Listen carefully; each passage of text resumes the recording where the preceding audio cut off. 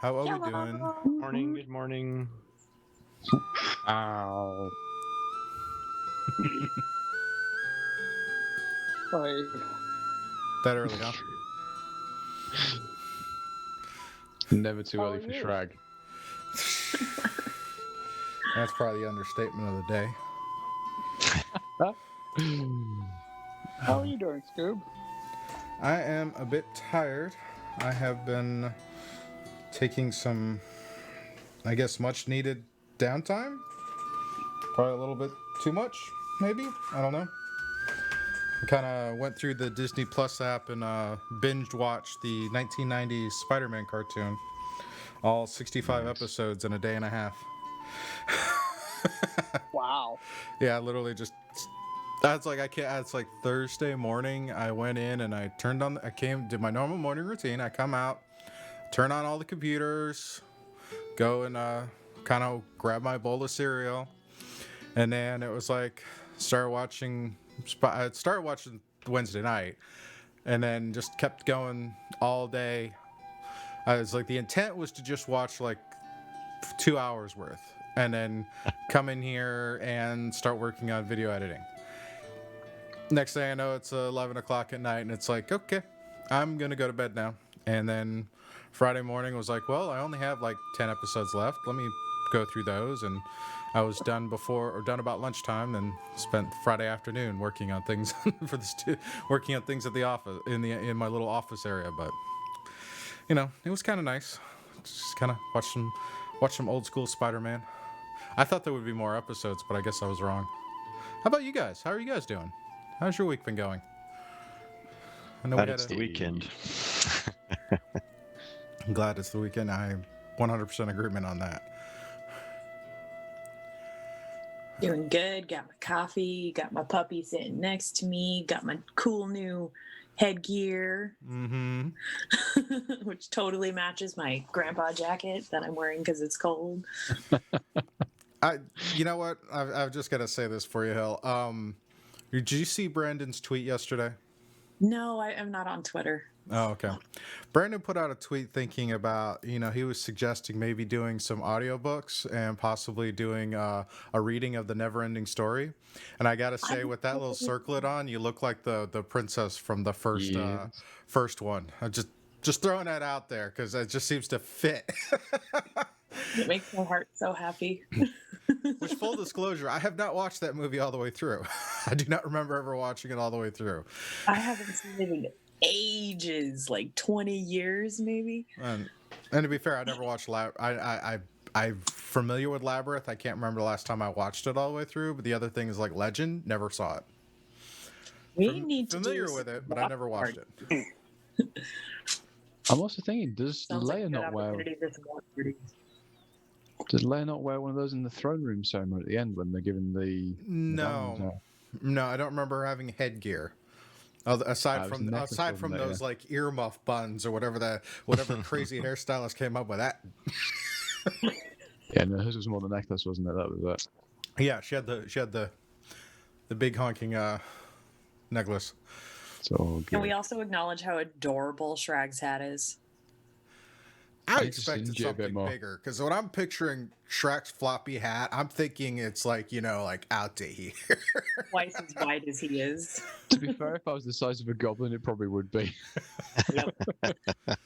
Yeah, you needed like another 6 inches on the brim there.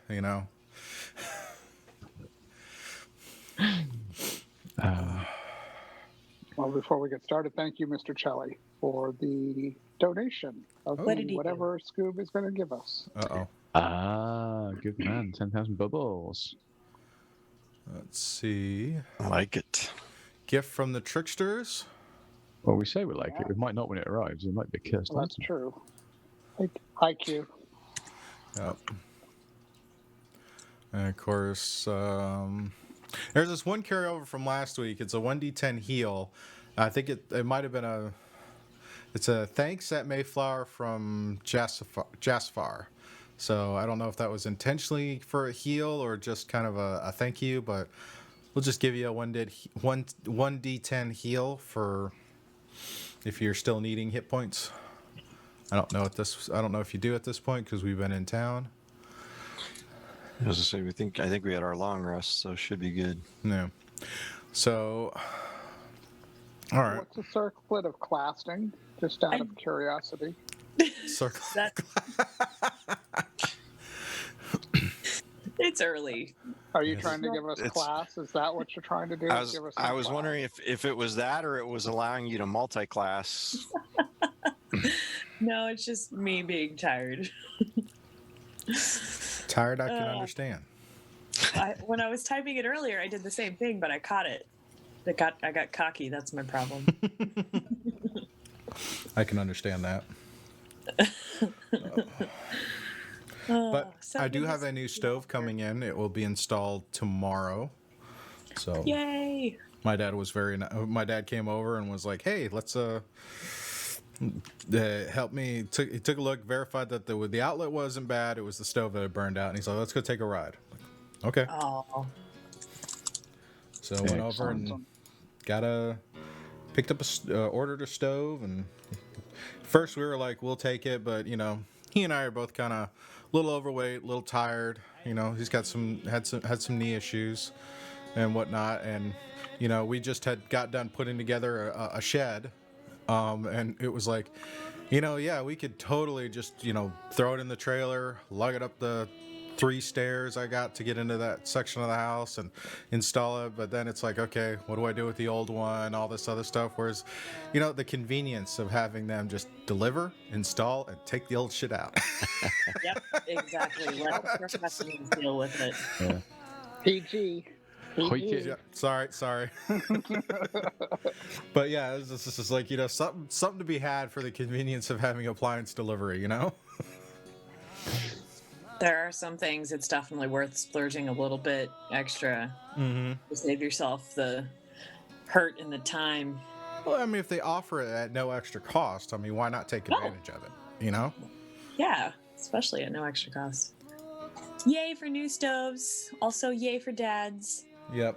And this one is we couldn't find a scratch and dent one, but the one we got has like the air fryer option in it. So my wife is just ecstatic about checking it out tomorrow. It's like air fryer. Ooh. Nice. You're going to be torturing us with more pictures of delicious things. Well, like that can of gravy I sent y'all. It's so funny. I was in Sam's Club walking the aisle, and it's like I just see this one of those big restaurant-sized cans as gravy. I'm like, Great. We managed to make it, 14 and a half minutes before mentioning biscuits and gravy? that's never not gonna do that. Ooh, hot cocoa. Yum. Gift from the Mr. church. Chelly's I've making got us hot cocoa. I ran out of coffee creamer this morning, so I've got cocoa in my coffee. Ooh, I Nice remember that. mocha. It ain't bad. Camping I'm not mad mocha. about it. Coffee and then pour a bag of Swiss Miss in it. Yeah. It's nice good. little mocha. I like it. It ain't bad. Not going to mention, this is kind of hurting my forehead. But I'm going to stick it out because cosplay is fun. No, cosplay is great, but you know what? If it gives you a migraine, I think every one of us would be like, yeah, nope, that was just a stupid idea. No, it's not migraine level. It's just mild irritation level. Yeah, we'll see how that is about break time. Yeah, it might See be. if it's one of those subtle things. It's like nothing to Like- see here. Nothing to see here. Like Sam Riegel and his ever migrating mustache. The mustache or that bloody flask? Oh God, That It's so flask always gross. gets me. so gross. I'm just thinking, Hillary, is that how you actually activate it? Is you give your forehead a little bit of a wiggle? Just go. Yeah. That's the somatic witch? component. Yeah, An rather eyebrow waggle. than the wiggle on the nose, do the wiggle of the forehead. That's the can't- one. Whee! That's close enough. I'm not very good at it. Okay, Jinxie, stop. What? What's she doing? She wants to try the new prime rib with a fried egg biscuit from Hardee's. It's actually not bad. It's actually not bad, especially when you put gravy on it. Wow. Nothing's bad with country gravy on it, is it? You know, that's kind of the weird thing is trying to find a good biscuits and gravy place when, you know, it's like. But yeah, Hardee's actually doesn't do a bad sausage gravy. Bob Evans has a really good biscuits and gravy. Bob Evans is really good. Yeah, I'm just feeling really hungry. Good morning and had 2 bagels, and now you're talking about biscuits and gravy. I mean, I haven't even had food yet. So this is just going to be a theme for our Saturday mornings is talking about all the food we wish we could have.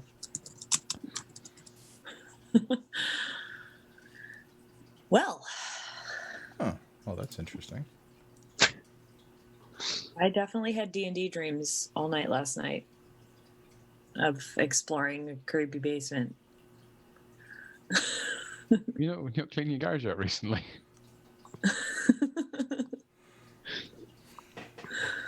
Oh, that's cool. What's cool? What you got? Should we be telling you. worried that the DM sat there going, "That's interesting. That's cool. That's That's cool." Ooh, should we be really scared at this moment in time?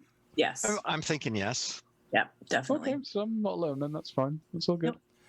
I'm not alone. All right. What could go wrong? We're in a town. We're fine. For the moment. There goes that fate being tempted. Yep. Famous last words. Everything's fine. We're safe in town.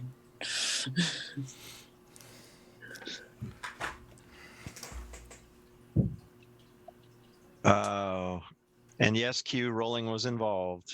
You just heard it go.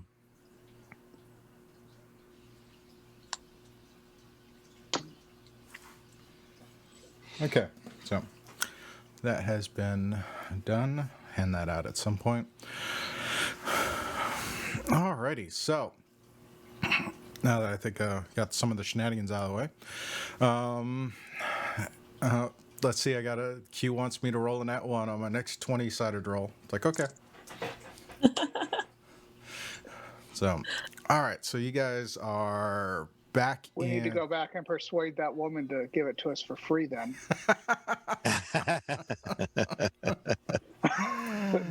You just know he'll line another roll up before that. He'll put the 1, 2, then the important roll will come into it. Yeah.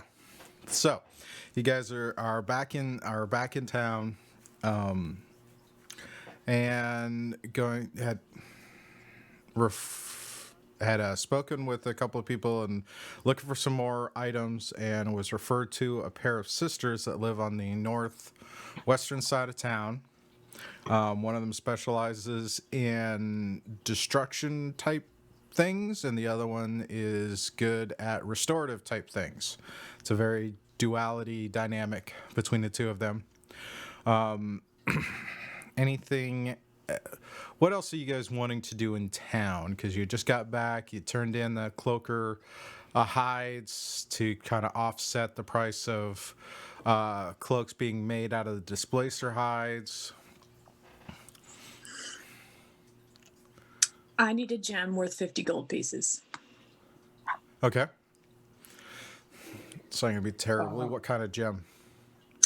Let's go with the red one. Stick with my red theme. Your red theme. Okay.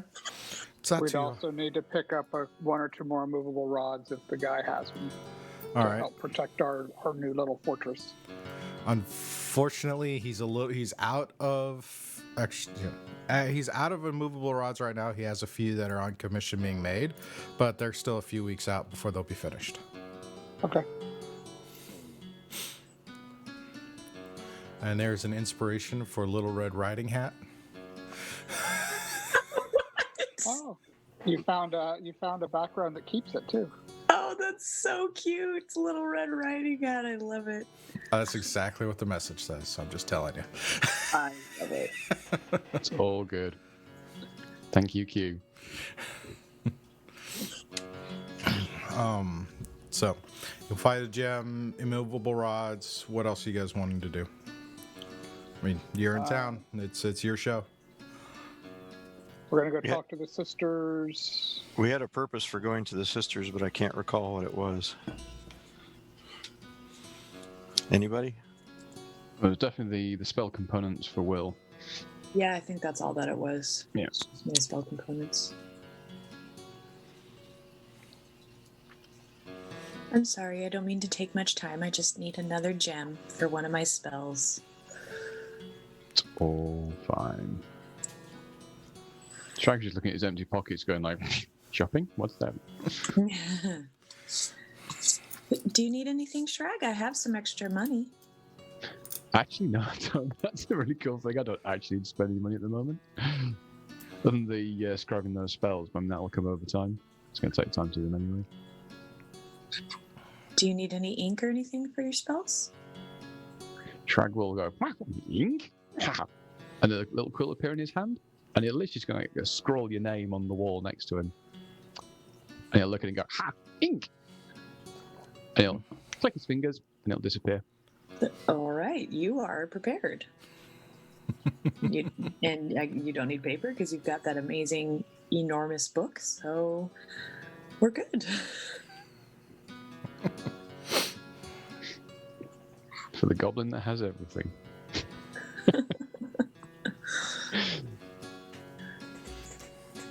I'll have to go shopping at Brookstone and find you something interesting.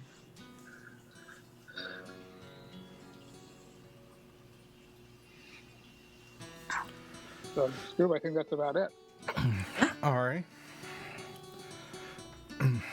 So you guys make your way across town to the northwest side. This is kind of this area of town is looks to be kind of older, like part of the original, like some of the original area. It's like the town kind of moved itself southwest as it expanded.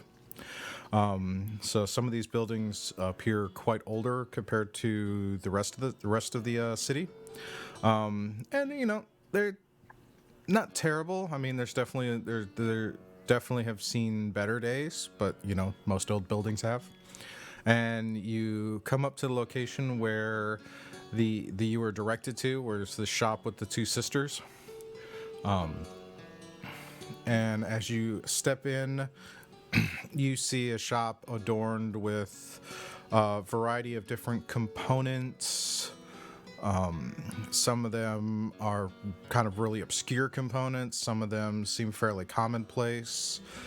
For Wilhelmina and Shrag, you guys see that there's even inside. There's like you could it's like one side of the shop is a lot of like healing based or restorative type things, which draws Will across. The opposite side is some things that could be a little more destructive and whatnots, which drags Shag to his side. So it's almost like a Two-Face type thing. Whenever you think of Two-Face's stuff, where it's got that binary like. So that's kind of how this shop is all set up. It's not the tones are subtle, but it's definitely kind of a good it's a good organizational thing as you kind of peruse through the shops. So like half of it is all like black and gray and white, and the other half is all like shiny and colorful. All of it is actually kind of fairly, some might say, extravagant in terms of the color palette. However, it's just the shading is a little different. It's a very subtle difference. It really becomes clear as you guys are looking through, because as you kind of look, you see that, okay, on the side that's just a little bit brighter in shade is a lot of healing and restorative type of components. And then on the opposite side, where the color palette is subdued just slightly, is a lot of the like destructive things. And then about in the middle is where the two kind of overlap as far as components that could be used for either side. Cool. There's a few items in different places. Shag, as you kind of peruse through, you see you see something that looks like a rod of some type that seems to catch your eye. It's got some interesting kind of runes and whatnot on it.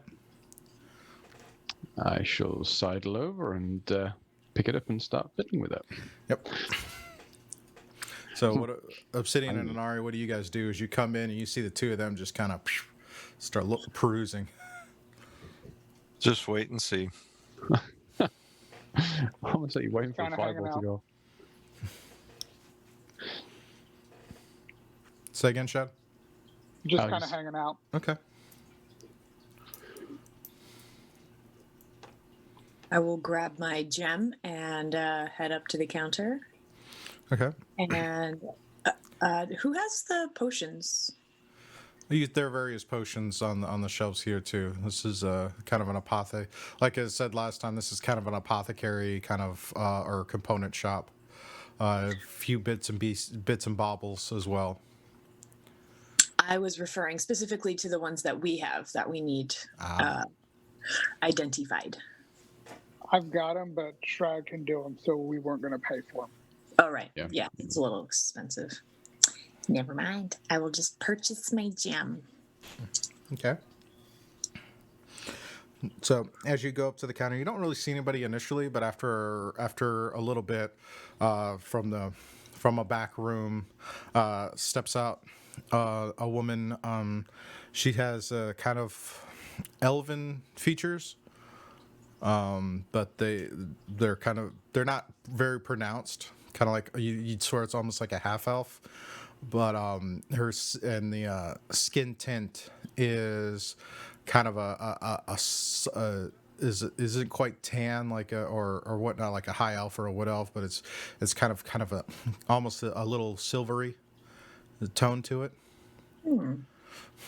As she steps out to greet you, it's like, oh, welcome. What can we do for you today? I just need this gem.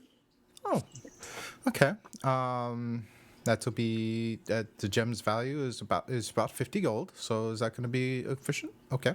Perfect. It's exactly what I need. All right. And so, Schnagger, you still playing with your rod there? Yeah, he's having a look at it, and he seems to be having a bit of a crisis of conscience. Okay. It's a really, really shiny rod. It looks really cool. How big is it? As you kind of hold it, it's probably about an arm's length for you. Could fit inside a cloak. Mm-hmm. He looks really torn as to whether actually he tries to steal this or not. He's looking at it. He's like,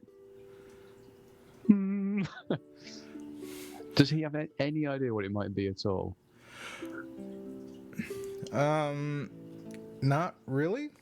Okay, I'm going to sit down in the middle of the floor of the shop, put the book down in front of me and open it up, and I'm going to sit on the page next to it and I'm going to start sketching it.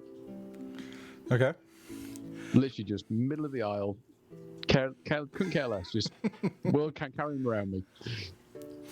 Sketching away. As you're kind of sketching it out, the book kind of reacts with a bit of surprise and a bit of curiosity about the item you've got there. And as you're sitting there and looking at it, there's you sense someone standing by you. And as you look up and look over, you see a woman, again, kind of elvish features, but her skin tint is slightly pale.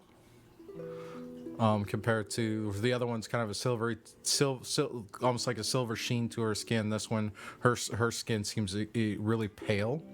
As she kind of looks down, it's like, "Can I help you with something?" Shiny rod. What is it? Oh, that is. It's actually a weapon. When it's activated. Can be it's kind of a sword, but it's very. At this point, Shrag's going to jump up and grab it in both hands and go.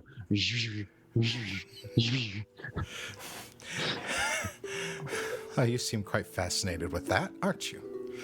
What kind of profession do you do? He's going to hold his hand out and just sort of like a flame bolt will appear in his hand. He won't throw it, but just sort of like the flames will appear in his hand, and he'll wiggle it around a bit, and it'll make it disappear. Very nice. Well, then this is probably something that's perfect for you. At this point, his eyes is getting like wider and wider, which for Shraggy's pretty good actually, because he's got already quite wide eyes. I walk up behind. How much is it? Oh, I've always had an affinity for goblins. I'll let them have it. That's very generous. It's an item I've been trying to offload for a while, but it feels right that he have it. Now Shraggy's totally can I steal it, to it's cool, do I buy it, to the hang on, nobody gives little goblin gifts. This isn't right. He's like look up like adoringly at this elf and goes, really? From me? A Shrag? Shiny? And she nods and gives you a little smirk, almost like a little flirty little wink. He's got both the legs in a big hug. Thank you. So kind. And if and the thing is, she tells you is like as you just have to think about what kind of weapon you want it to be. It could be a sword, it could be any kind of thing. So you need to take a moment and think about what weapon you want to think of it as. He pause, he'll hold it in both hands, and he'll think of a rapier, because that's like his favorite weapon. All right. After a little bit, it actually morphs into a rapier. It's got an orange kind of line that travels down the length of the blade. It kind of crackle across like it's like lava bursting through rock. He's going to put the arm up and sort of do the little flourish of the shiny. And you can go and add to your inventory a Hellfire weapon. Ooh. That's so cool. I think I'm going to say that's shiny now as well.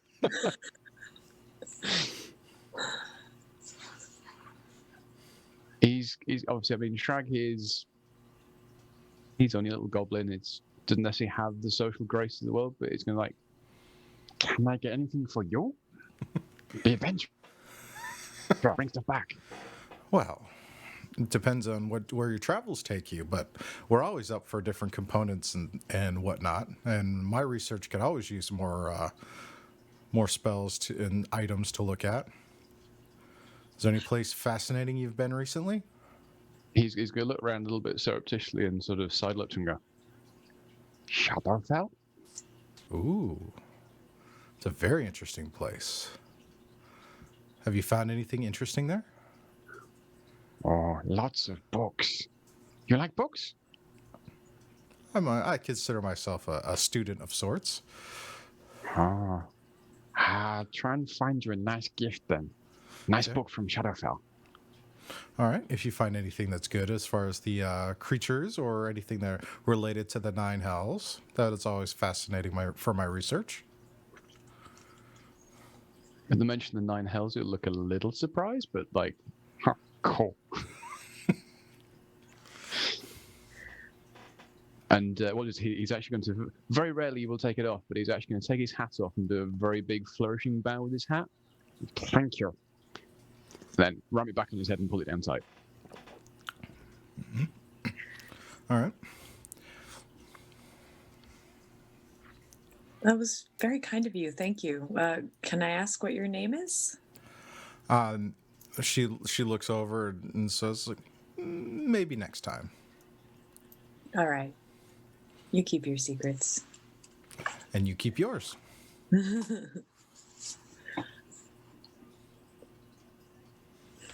Thank you for the gem and the cool new magic weapon. We appreciate it. Mm-hmm. And as you kind of sift through, the sisters kind of look at each other and then look back over at Obsidian and Anari and are like, "Does anything we do for you, chaps?" I think we're doing okay for today, thank you. But we may be returning later should we have other needs. Oh, okay. So then they bid you all adieu, and as you guys sort yourselves out. Shag, your rapier will do 1d8 piercing finesse, so all the weapon stats as far as a rapier, but it then has the extra abilities that are outlined in the description of a hellfire weapon. That's really cool. Mm-hmm. Yeah. Cool's a word for it.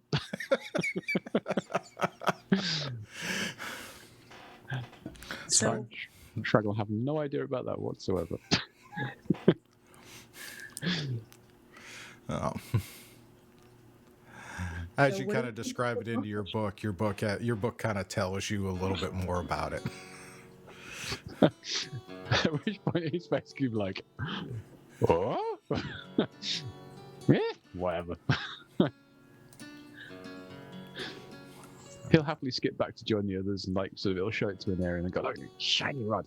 And then like squeeze it and make the rapier pop out. Very nice. ooh, watch where you're pointing that thing.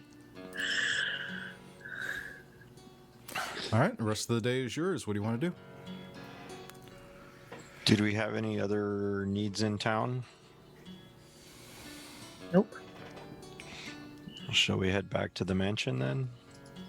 Yeah, I would like to get started on closing this door or taking care of the problem, whatever it is, whatever we do. Well, we still haven't figured out what that large shadow flying around is. Yeah. I mean, if we close the door, it won't be a problem anymore. But I have a feeling we'll run into it inevitably in the process of trying to get it closed.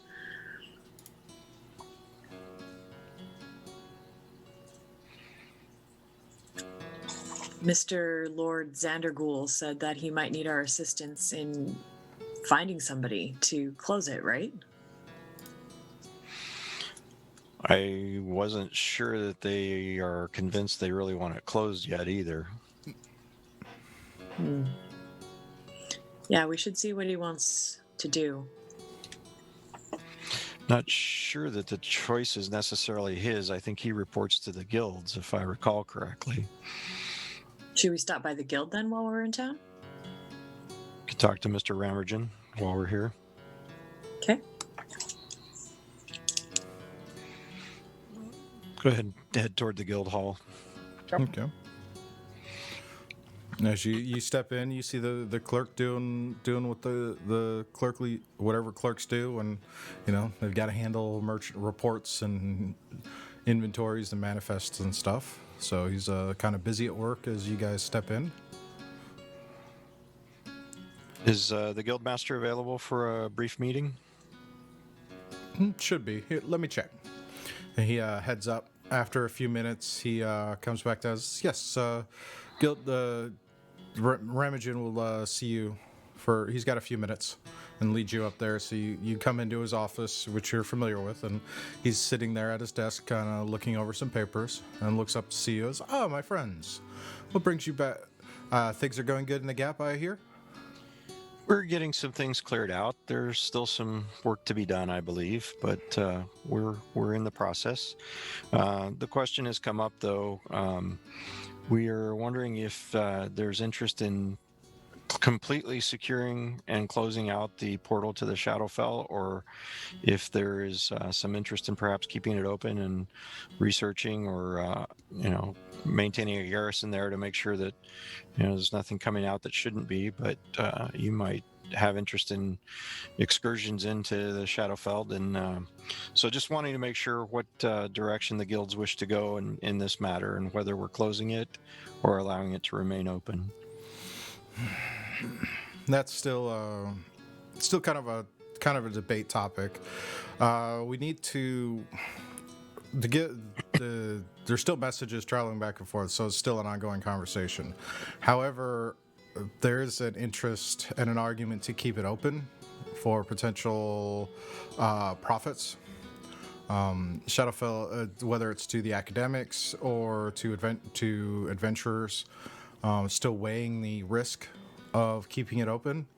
There is an active conversation about bolstering the garrison at the mansion to account for any potential anything that comes out. So it's still kind of a thing. We have to send word to some of the larger academic communities, whether it's the Spire over at Luskin, across the desert on the Sword Coast, or perhaps even the mages in Waterdeep as well. So it's still a now. It's going to take a few months to hear back, considering we don't have an active teleportation to those areas, because we don't have a very large mage presence in this section of the world. So we have to send word, and that can take a while depending on travel through the desert. Right now, with the winter being what it is, it's going to take even longer, because we have to travel south and then a little bit to get for a little better climate, and then start moving west to the desert. So, from our observations, I would agree and encourage you to prioritize the bolstering of Sir Xander Ghoul's garrison. Just from our own experiences, I think that would be wise. But for the present moment, then, my understanding is, since there is no decision, it is going to remain open at this point in time. Yes, until we find out a way, because we don't have a means to. We're not sure about closing it. Very well. Like many things, it could be brute force, or it could be open for study. This type of information is typically highly valued among the academics, so wanting to see them is see what they say is going to be the first priority. So for our purposes, then, the group will no longer actively pursue a means to secure or destroy the gate at this present time until you make your decision. But again, would recommend that you bolster the garrison, and for the moment, we will continue to work on any loose ends that might still be in the gap that we can clean up. Okay. Do you know, is there any if we do, just for the sake of discussion, if there is anything, is there anything nearby the gate on the other side that could be of potentially use to the guilds? Not that we observed initially, but we didn't spend a whole lot of time. We simply transitioned to try to figure out what was going on and determine what had happened to Sir Xander Ghoul and so forth. So no immediate benefit that we were able to discern. Okay. Just be aware there are flying creatures, large flying creatures. So make sure you have some sort of people that can fight that. Well, it'll still be a couple of weeks to get supplies and recruits to the mansion. It would be beneficial if you'd be willing to stick around to help with keeping the area around the gate secure, and we'd be willing to give you a fair wage to stick around till the garrison is bolstered. It should take a few weeks, perhaps a month. So that brings us to our next fine point of negotiation. Obviously, not trying to press any advantage. I think that we've been more than fair with you, as you've seen from experience. Mm-hmm. So, what do you think would be fair wage for the party to continue these efforts in the gap? Oh, we'd be willing to offer, say, 10 gold a day plus expenses. I'd like to do an insight check to see if that is actually a equitable wage for this type of activity. It seems a bit low to me. All right. Go ahead.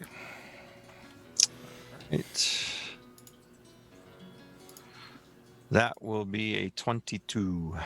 22. That's actually pretty good roll. Yeah, I get +5 on the insight check, so it helps. Of course. Of course. And is that per person or is that for the group? That would be per person.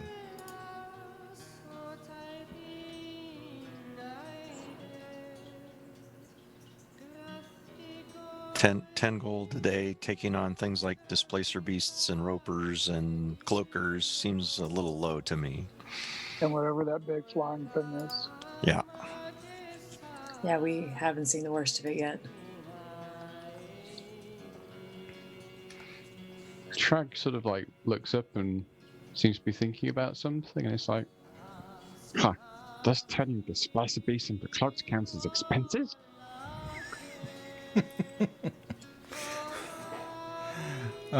No, expenses would be like room and board and, you know, restocking of common type of items. Oh, common. I mean, Yeah, you do well, have and you do have a letter of We still mark have for the a letter little of bit mark, so discounts. yeah, I was gonna say we still have the letter of mark, so I'm not pressing too heavily on that, but just trying to see if we can get a little bit of a boost on that wage. Oh, where was that chart I was going off of? Anything would be good, but given the fact that Shrag's not actually got a wage at all at the moment, he'll be quite happy to have some gold coming in. Okay. Modest lifestyle. Try and remember that one.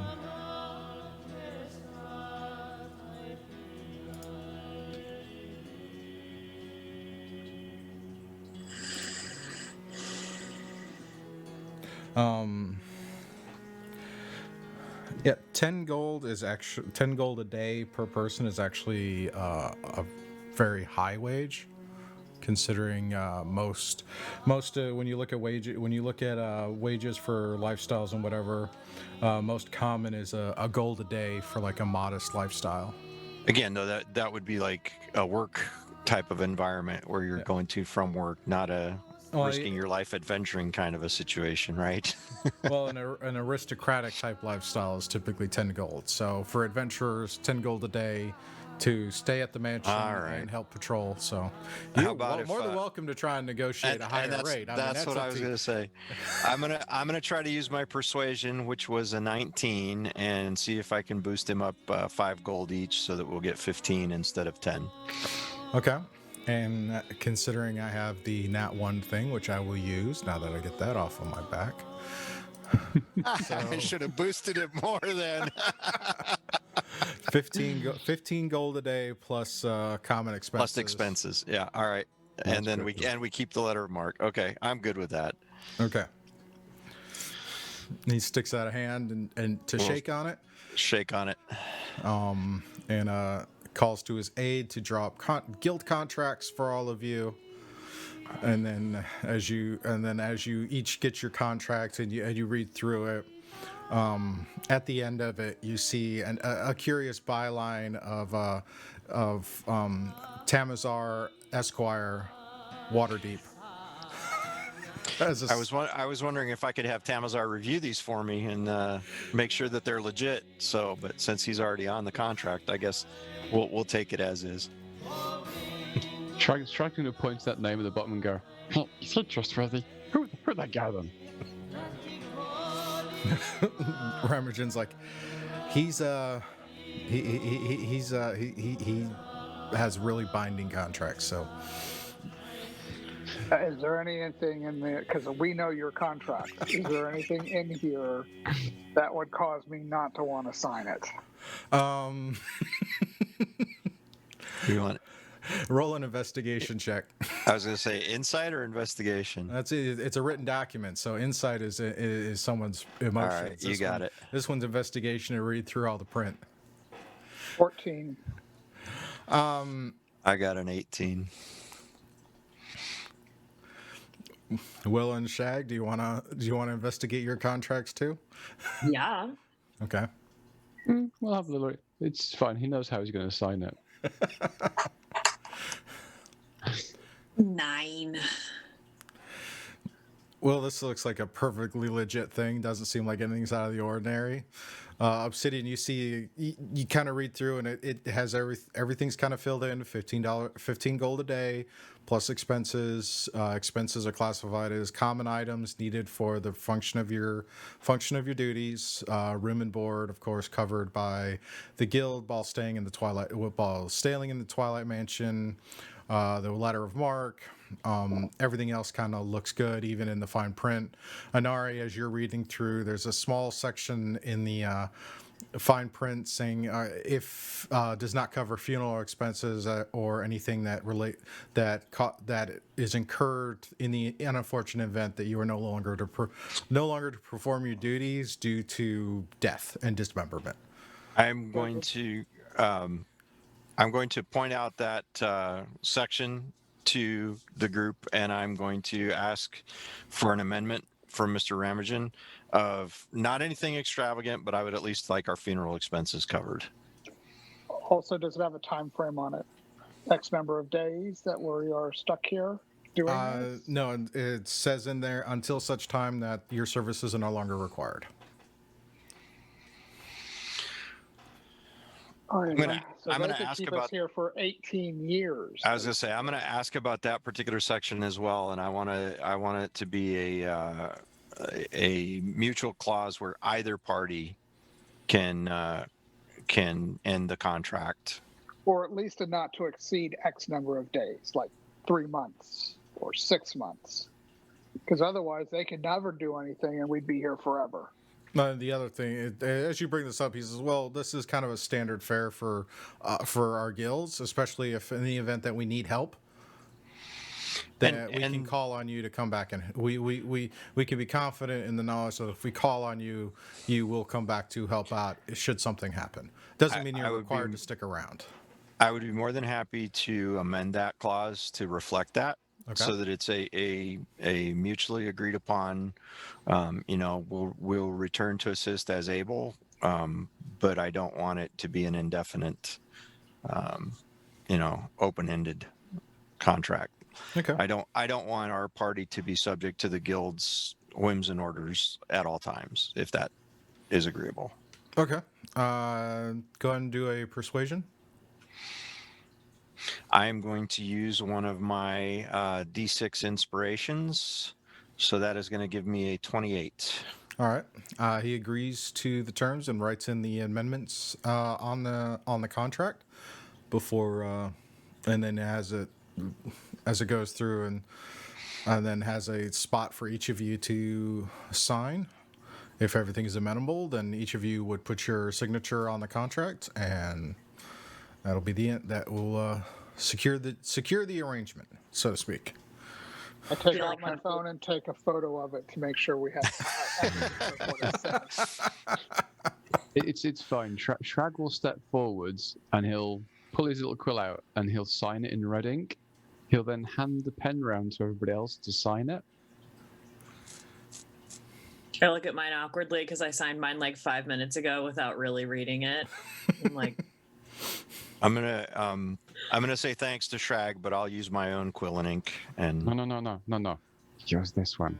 no, it's okay. I'll go ahead and use my own. I have a distrust for red ink quills. Oh, it can be any color you want. It can be blue, green, yellow. So that's oddly specific, Anarian.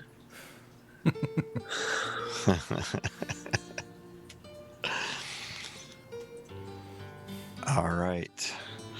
So then, shall we proceed back to the mansion and prepare to set out to search for this flying shadow? Yeah, so I guess we're just going to be patrolling around the obelisk for... At least for the next few weeks. Yeah. Patrolling the gap. Can't wait to see what we find. The shadows. And hopefully we go in, maybe we find some stuff in the shadow belt. It doesn't say exactly. It doesn't say we have to stay on this side. Yeah. In fact, actually, probably establishing a slightly sort of better understanding of what's on the side of the portal in a more surrounding area would be quite good. And once we've gone off and found the tower, but it's actually what else is around. We know there are those footprints and such. So yeah, the only other thing about that is that the reports of the flying shadow have been on this plane, not on the Shadowfell side. But if they've come through, then are they going backwards and forwards? Are they staying over here? Are they going back into it? They're coming back through? Nobody knows at this point. Yeah, so it wouldn't hurt to have a little dabble both sides. And if we could stop things from coming through as opposed to getting them after they come through. Good. When you get a chance on Roll20, can you put up the map for the area?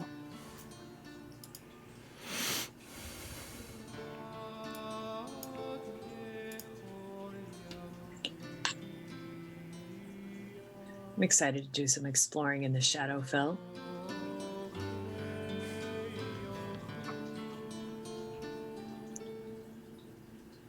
Raggy, all I see is a black screen.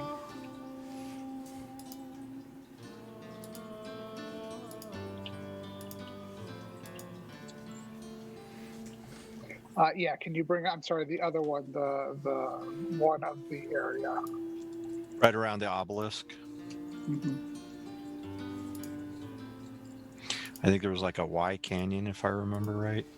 Yeah, there was. I know. That's it. Down into here. So there's some areas that we haven't explored.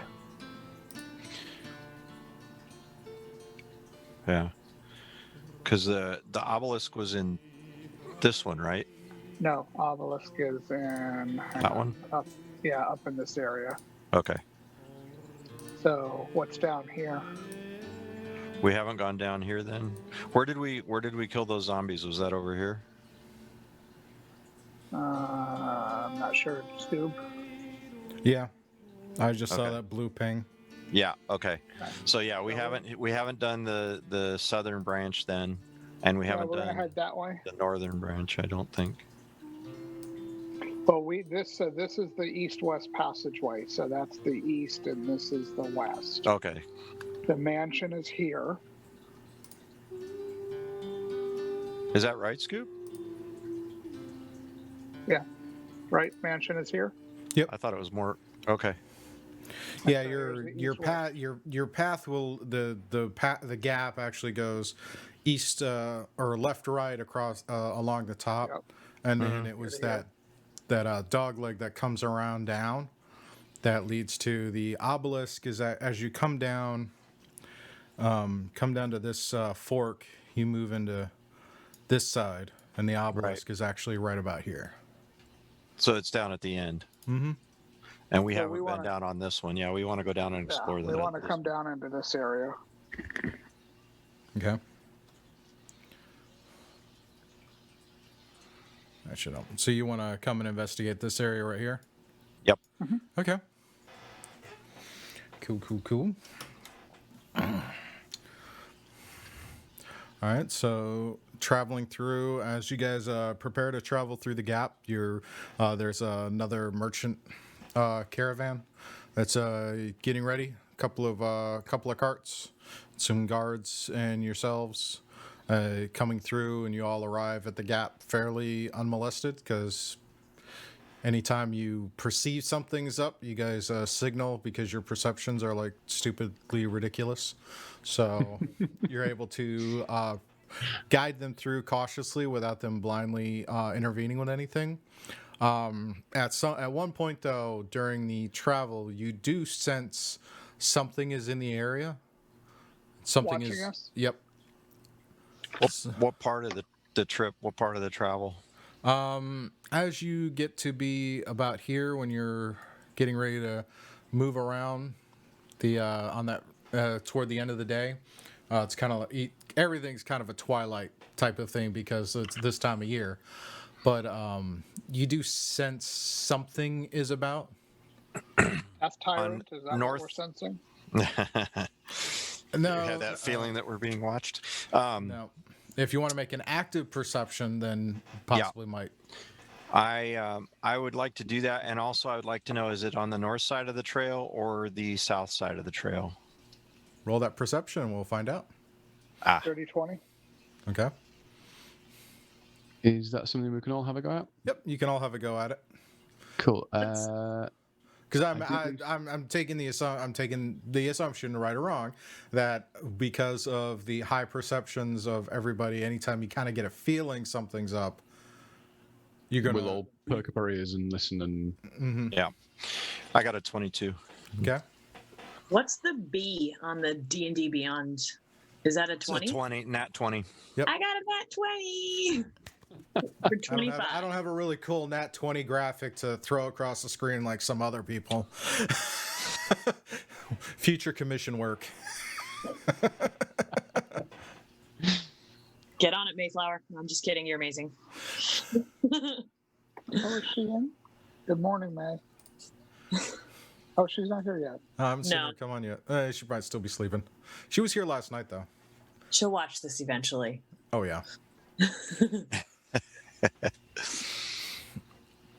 Shrag, what did you get, sir? Shrag's still looking at the thing in his hand. It's fine. It's very shiny. I think I managed to get less than my standard passive perception. It's fine. Wow. Okay. So, since y'all got so well, then that 20 as well. As you're kind of looking about, you look up and you just briefly see a shadow fly across, coming from north to south. Based on the rolls, can we get an idea of what direction it might be headed toward on that south dogleg, perhaps? It's kind of hard to tell the rough direction is toward where the obelisk and whatnot is, or could continue to be going far south. But the thing is it's so high up you can't make out a lot of detail. It's like you can almost see a shadow on shadow as it flies across, given the time of day. Yes, Obsidian. So I'm going to take out my broom of flying, Okay. hop on it, and I'm going to follow a safe distance behind it just so I can see where it goes. Okay. And I guess we'll attempt to follow on the ground on foot. I think we need to get this caravan to the mansion first and then follow on after. I don't think we should abandon the caravan at this point in time. Oh, I thought we got there already. No, you're not quite Nope. to the mansion yet. Okie dokie. It's like you saw the shadow roughly about here. And the mansion is right about in this pocket. So it's still it's still a little bit to walk to there, but it's late afternoon by this point.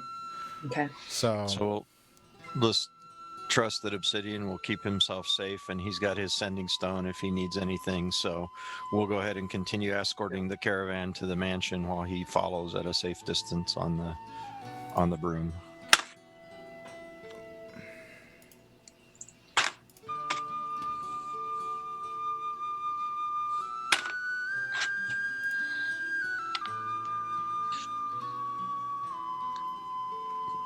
oh, there he is.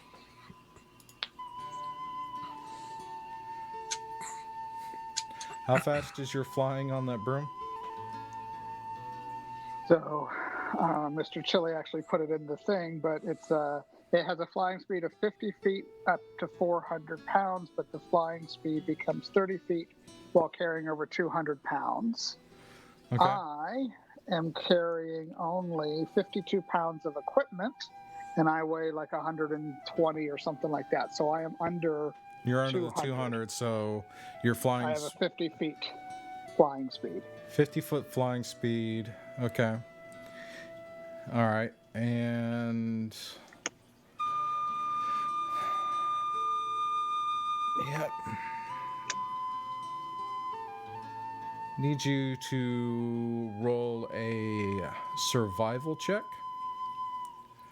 with disadvantage because of how high it was flying and how fast it is going. So I had a nat 20 and a 13, so a total of 15 on survival. All right.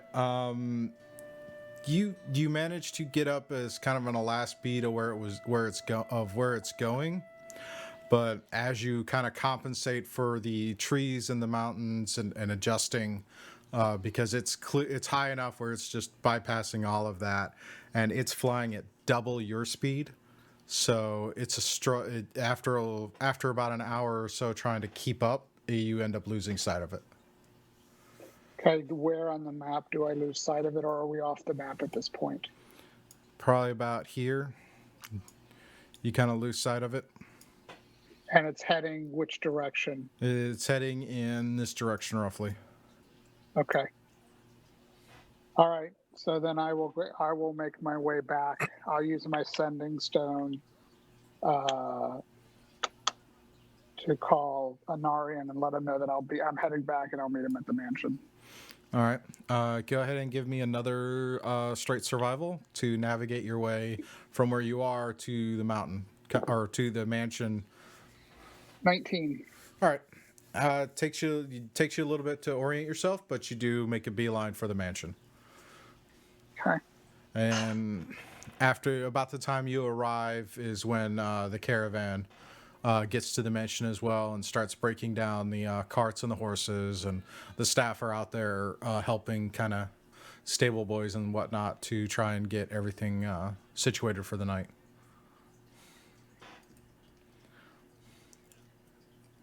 Okay. So I let him know that the creature was flying much higher than I could go and twice as fast as I am, and I lost sight of it over the mountain ranges. But it was heading towards the obelisk area. It was heading south. The thing will Yeah, probably sure. keep plaguing this area until we close the door or manage Or to kill find it. it somehow. Or kill it. Yeah, I think we need to take care of it. Yep. So let's visit our friend Jingle, give him some food, rest for the evening, and perhaps try to find it in the morning. I don't think it's wise to be searching for it in the dark at night. Definitely not. Shall we go to bed early? Wake up early? Makes sense. Okay An with option. And then before we go to our long rest, I think we need to have Shrag identify those potions, if I'm not mistaken. Yep. Yes. Those have There yet are to be 3. identified. Yep, Get 3 those covered up. potions. So I take the 3 potions out of my bag of holding and place them in front of him and ask him if he can identify them. Yep, he'll sit down on the floor, he'll cross his legs and hold his little hands out. Remind You'll me focus again on- where you found the potions. These were in the alchemy area. There were only 3 potions that looked like they had survived the many years down there.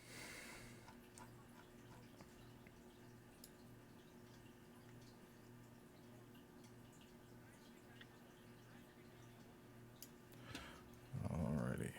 So.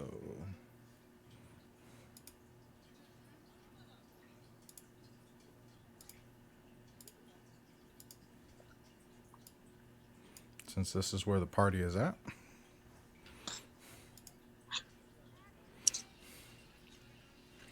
Alrighty.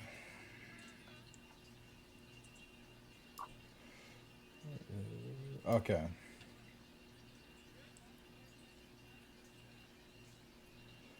All right, so Stag, as you spend your time at you casting Identify,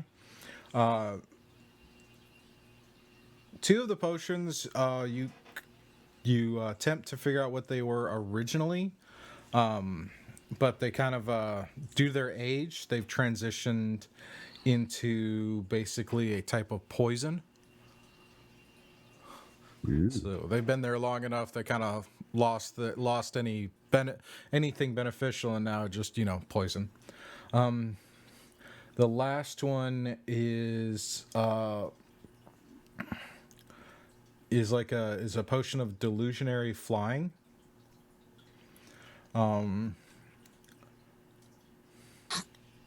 Did you say delusionary flying? Delusionary flying. I need to cross-reference that, but at least we'll just if. And then the last one is an oil of timelessness.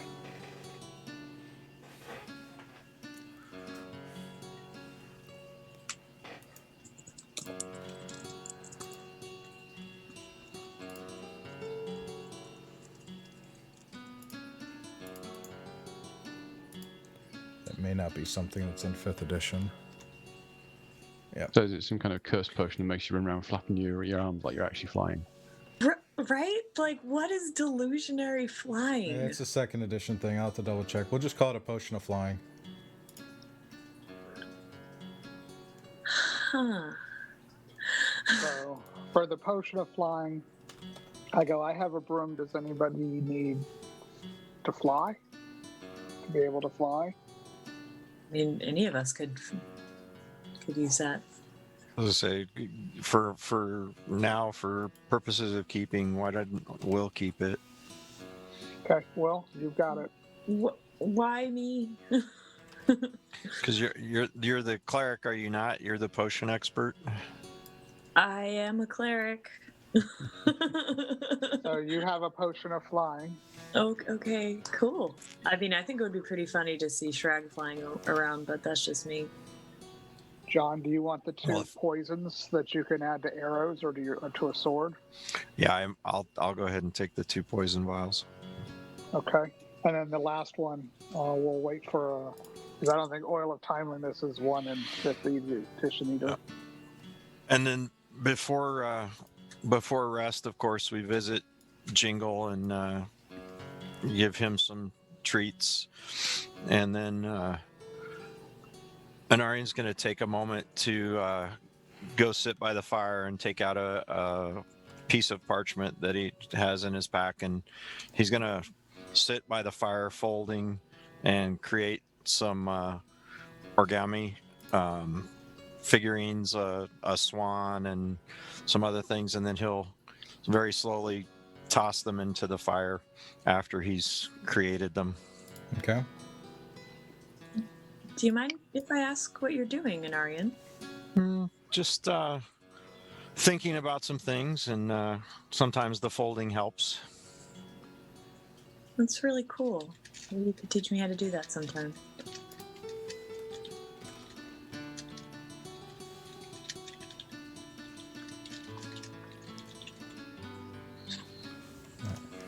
I have to look the oil up, which I'll do a little later.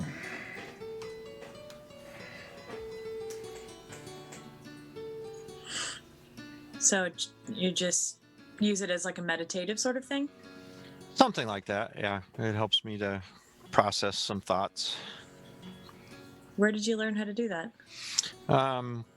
In some of my early training, I was taught how to focus using these types of methods. Who taught you? One of my mentors when I was younger. Very cool.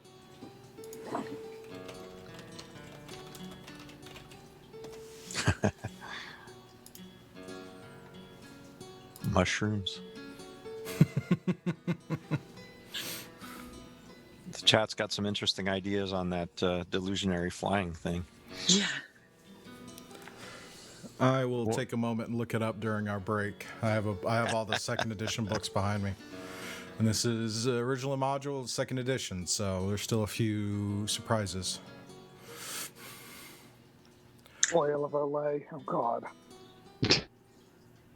Yeah, I think Shrag's past helping with that. There's no coming back from being a goblin.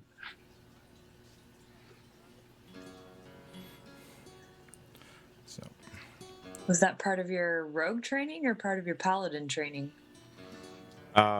It was part of my paladin training initially.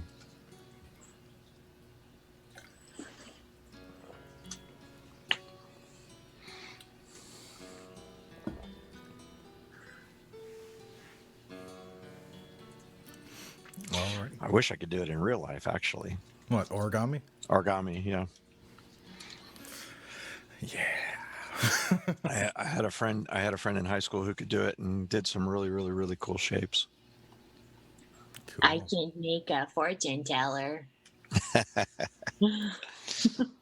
I always thought the story of the Thousand Cranes was probably one of my favorites when it comes to stories about origami. Me too. It's so cool. Either that or Blade Runner. And the fact that Ghost in the Shell used it as well. Very cool. Love it. Yep. Alrighty. Well, I think we're at a good point. We could take a break, and then after our break, do the search through the gap. So Sounds like a plan. we'll take a little break, run a couple of ads, and be right back. Yay, more coffee. Yep, more coffee. Definitely more coffee. Caffeine. Definitely more coffee. Doo-doo-doo-doo-doo. Yep, kill those shadows. Lots of fun. Yes, we all love shadows.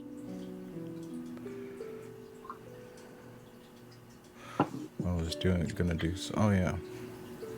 Hello. Hello, everybody. We're back. The break was a little longer. I had to make up some more honey and lemon. Help the throat because my throat's been like raw for the last few weeks. I can't imagine why. Probably from all the time doing games. Oh, Anarian and Shrag are in the wrong squares. Really? Unfortunately, yes. Huh? Did you get switched? I was wondering why Shelley was saying that Anarian had a cool new hat. I was like, he has no hat. Yeah, that took me for a loop too, but then And he got uglier. Uglier would suggest you were saying he was ugly to start with. I don't think that's very fair in an area. Yeah, I am the geezer of the group, so time weighs heavily. Anarian, why are you talking so funny? I'm not talking funny, I'm talking normal.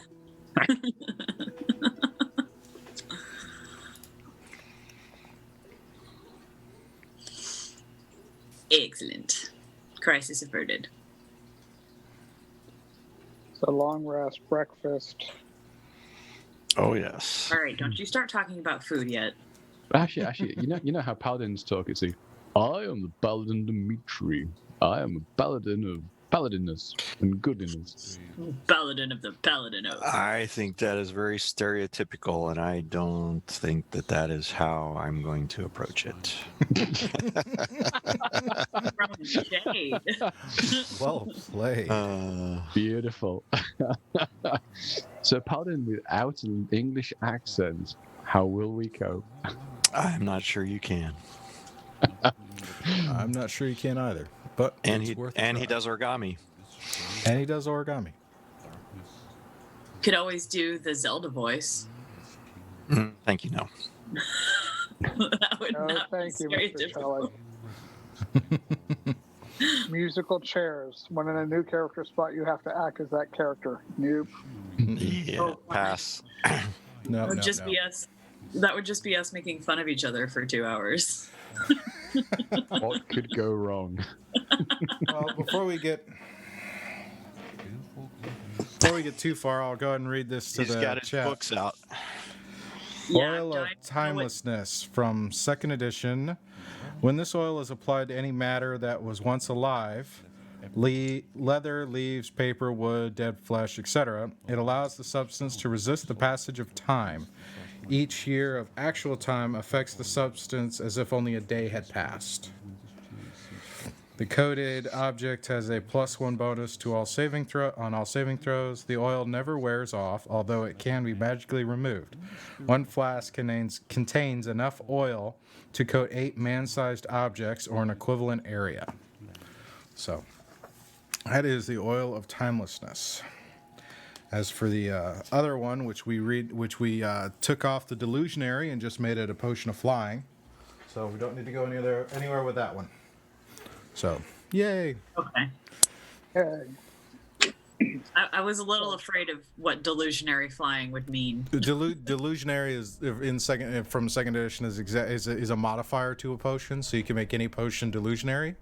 It's essentially it just is like it says. You think it happened, but it didn't actually happen. Mm-hmm. Yeah, I took a potion of flying and lets me jump off this cliff. This is really dangerous. Well, their example was healing potion. So delusionary healing. You think you took a healing potion. You think you got all the effects, but reality, you didn't. Why would they make that a thing? It's horrible. 2nd edition. Best items, bad items. I mean, we could pretty much sum it up in the 2nd edition. There were all kinds of crazy things there. Interesting. I mean, look at the ring that Obsidian got. That's a 2nd edition item that I recrafted in 5th edition. And that ring actually, I mean, that ring is nasty. It's ridiculous. It's amazing. It's not nasty. It's wonderful. We shall see. We shall see. You have to pry it from my cold, dead fingers. Don't challenge him. Don't challenge him. Everyone very quiet there as the okay. Well, I So- can't say the other thing because that's the show tonight. Oh. I'm sure that Shrag's got a matching cup to his hat. Yay! It is very color coordinated. It's a sophisticated goblin, don't you know? Okay, Druidcraft to determine what the weather is for the day. Alrighty. Snowy.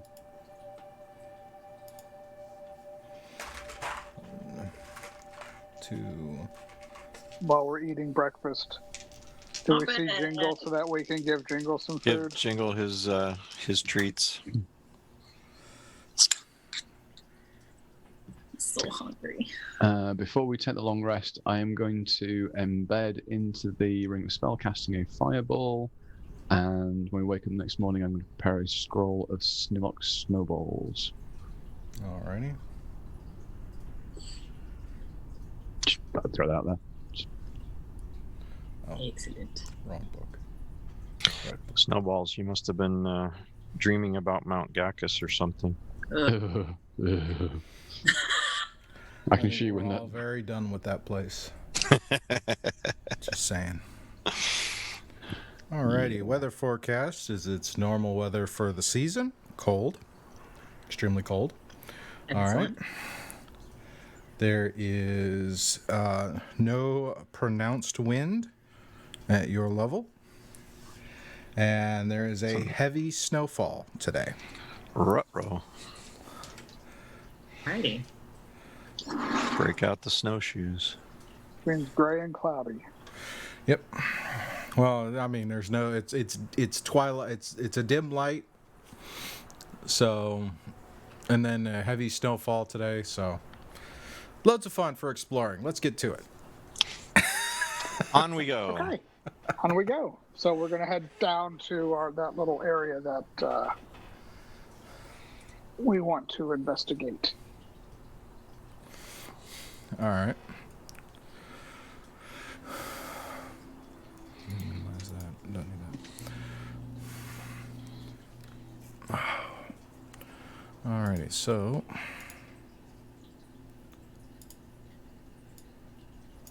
Who is Shrek riding today? I think I'm going to ride donkey today. Donkey not letting you on his back. Get out of my swamp then. this is funny. She wander over to Wilhelmina and sort of like nudge her a bit with his shoulder and look up at her and how caught snow? Oh, yes, yes. Let's see here.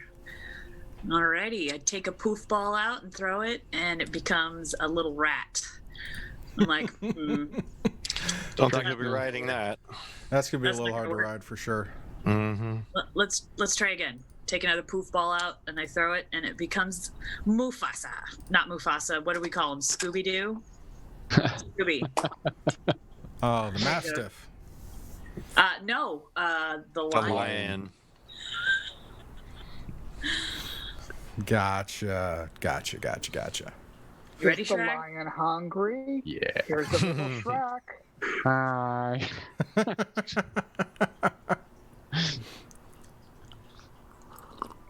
No, they come pre-fed. Luckily. Oh, that's terribly convenient. I know, right? Isn't there a roll or something you can do for that to determine that he's hungry and wants to eat the Shrek? It's fine if you Oh, want to pay okay. money to actually get your own items identified. That's fine by me. Just what we need. Party hostility. They're under my control, so just don't piss me off. Nice lady. Oh, The rat will run up, sit on my shoulder, hang out on my shoulder. He's good at scouting. well, that's good. It's always good to be good at scouting. Although it's gonna be a lot. I mean, it's gonna be a little rough for him because of the snowfall, but it's always fun.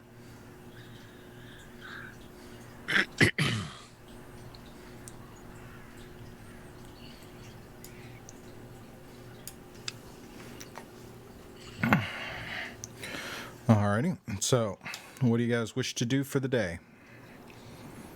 We are heading down into this area down in here. Did we check this little offshoot last time? Do you remember, Shad? I don't remember, but I don't think it actually goes anywhere. I think it's just kind of. It's just kind of an offshoot. Okay.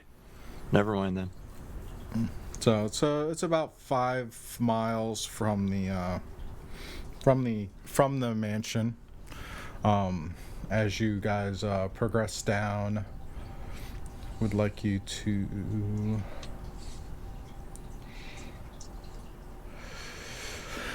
What is the marching order for this one again?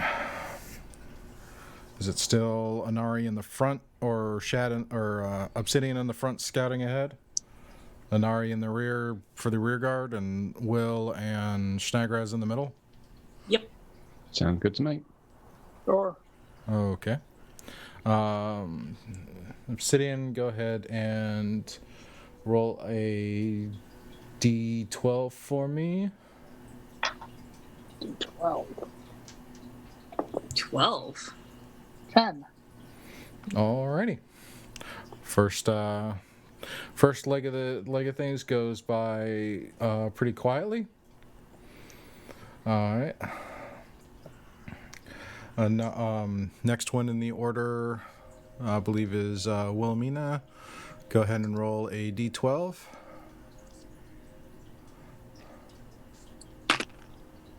Four.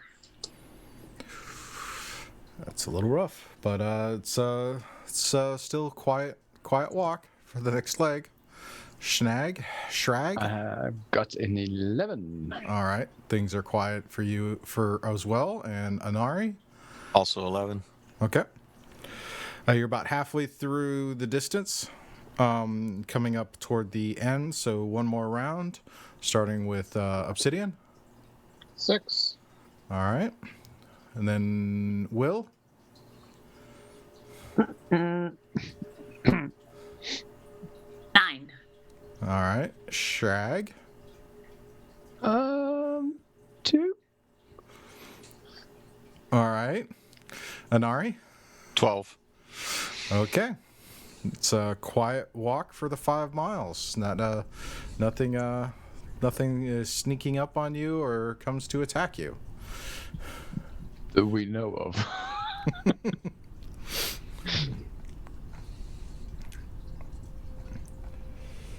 Get to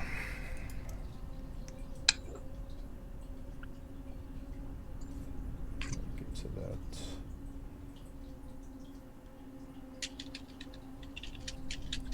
Okay.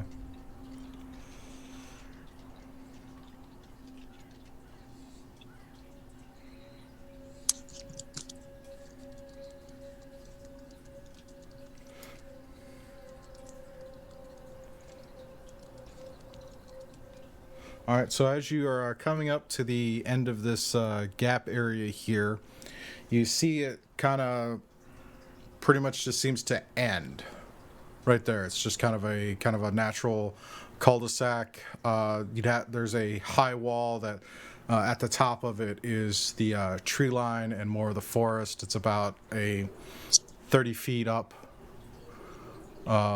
cavern wall.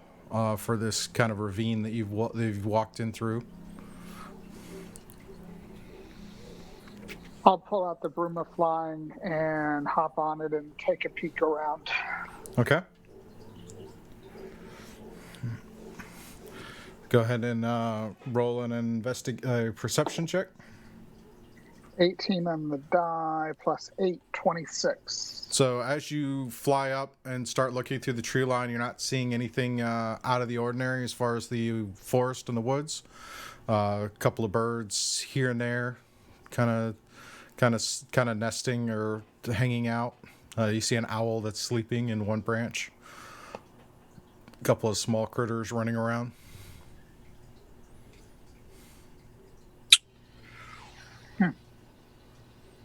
Nothing else of interest.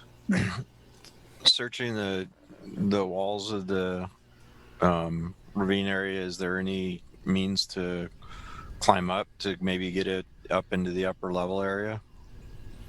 You could attempt to scale it, climb up. It'd be a series of athletics checks to scale the ravine side. You said it was 30-foot Yep. height. So it'd So what I'm going gonna to do pull is out- land, and I'm just going to send the broom down. okay. I'm going to send up my rope of climbing Okay. and have it create the climbing knots on it Alrighty. so that I can go ahead and climb up. Alrighty. And athletics check, you said? Yep. And with the rope as assistance, you can do it with advantage. Advantage, correct? Yeah. Yep. So 27. Yep. It's not a problem nat climbing 20. up for your movement. So I send the broom down. It's I can send the broom to travel alone to a destination within 1 mile. Speak the command word, name the location, and you are familiar with that place. Okay. So I'll send it down. Let Shrek hop on, or Will hop on, and then I say the command word, and it brings him back up to me. Okay. So who's Or going? both, because they're both under 400 pounds between the two of them. They can both hop on. Okay. So you, Shag and Will, do you accept the broom ride? Yep. Okay. I scratch the lion on the chin and I say, "Well, sorry, buddy. That was gonna be my next thing I ask. Enjoy your walk. Just enjoy the day. Have fun." Okay. All right. So scale up. You guys are now in the essentially in the tree line So- in the forest. Looking around in the area, is there anything that we can observe or tell that there may have been anything that has passed through this area? Go ahead and do a perception check. Can I look for footprints? Sure. Go ahead and roll a survival check. Perception 18 for me. Nothing up here seems particularly out of place. You see various little bits of wildlife kind of roaming around. An owl on a branch in a tree, just kind of sitting there. It looks like it's resting somewhat for the day. From where we are, I'm guessing we're like right in this area, correct? Yeah. So from moving cross country on this ridge line from here over to where the obelisk might have been, what kind of terrain is that? That would be considered difficult terrain because of the rocks and whatnot. So it'd be roughly half movement, and it's a pretty dense kind of forest And that- area. Yeah, that's kind of what I was wondering. So it's forested and Forest, winter covered. The snow is still falling. It's a little easier to see under the canopy because the most of the snow is being caught by the tree branches, but still a little bit false. So your vision is a little bit further. do we have cover under the tree line from anything that would be From tree to tree. flying? There's bits and pieces. There's some areas, just like with any dense Pacific, like if you picture the forests in the Pacific Northwest of the continental states, it's all. I mean, you get into those thick backcountry areas. So, there's little bits of where you could see through to the sky, but a lot of it is kind of. But we could move shady. around. Yeah. We could move around those areas so that we're not seen from the sky, correct? Yeah, I mean it'd be hard to see you through the tree line. Plus and plus you have the large trunks of the trees because this is an old forest. Okay. Some of the tree trunks are like 4 or 5 feet in diameter. So this is a So I was going to suggest to the party maybe it would be a good idea, since we're up at a higher elevation than these ravines that we've been traveling through, perhaps cross country to the area above the obelisk and see if there's anything that we encounter up in that area. Let's do it. Sound like a plan? Sure. sweet. Sounds like fun. What could possibly go wrong? Kind of depends what feels like happening. Famous last words, right? Used to love getting away to the forests when I was younger. It's great, isn't it? Yes, it's so beautiful. Pacific Northwest is like my favorite place. It would be like one of my favorite places to go exploring. I'm used to the Appalachians, but I miss being out in the woods. Yep. I lived in Seattle till I was 12, and going out there was just, the forests up there are unlike any others.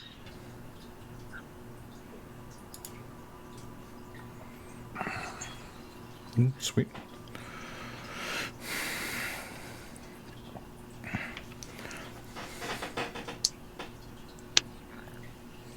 Alrighty. So traveling through, like I said, it's going to be a couple miles to get from point to point through the forest.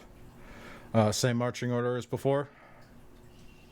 Yep. Yeah. Sure. So, since we're under some pretty heavy tree cover, is the snow shallower? Minutely. I mean, you're still wearing your snowshoes, so you're still able to traverse at the pace that the snowshoes kind of give you. Okay. So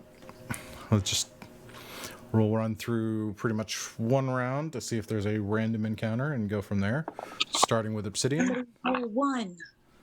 Another 6. Okay. Will, 8. Shag, 5. Inari. Is a D12, yeah? Yep. Come on, roll a 1. I want to bite something. There you go. You asked for it, you got it. Oh, Oh my god, really? I got a 1, yeah. All right, Will. Since Will asked for it, I won't use my inspirational die. Yep. Since Will asked for it, she's gonna get to pick. Sweet. Let's see. Oh, let's use the new book. Yeah. The random encounter. That would be Rime of the Frost Maiden, I'm guessing. Yep. Let's do How that. about a flying, shadowy creature? no. Sure. Well, okay. All right. Well, let's see.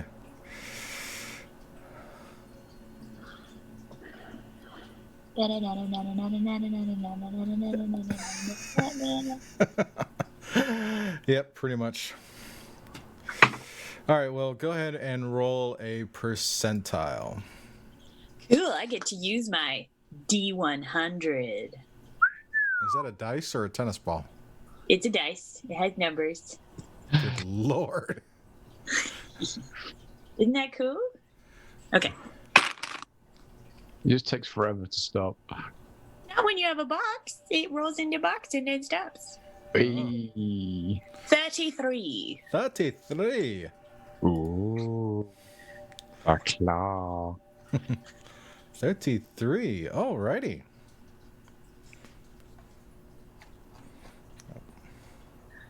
There we go. 33. Cool. 2-4. Alrighty. So as you guys are progressing through the forested area, you notice various clumps of ice crystals that seem to be littered about the area around you as you kind of walk into a kind of a small little bit around around some of the trees. It's about a 15-foot circle around you in the trees. Ice crystals, like everything just has that thin layer of frost over it, or more like icicles? More like icicles. Can I tell if this is natural? All right, go ahead and roll a nature check.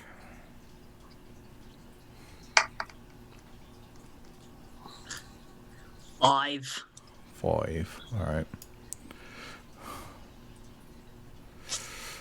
Let's see. I don't really have a map for that one for that kind of thing, so we'll just do a quick random deal.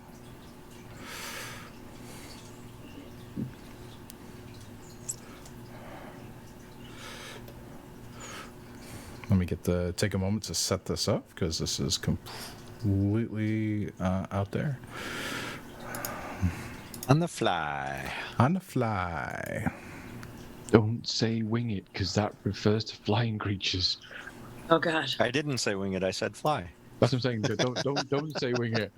Keep it safe. It'll be fine. It will be. It'll be perfectly fine. I think I'm done rolling on D&D Beyond. It keeps giving me bad rolls. Oh. Although it did give me a 20 earlier. Well, that's good. Say I've had more luck on D&D Beyond than I have with Avray for sure. Oh, well, that's a low bar. Wow. She is a fickle mistress. She can I be. think. She certainly can be. Even with our chocolate sacrifices, she's still grumpy. Always. Always.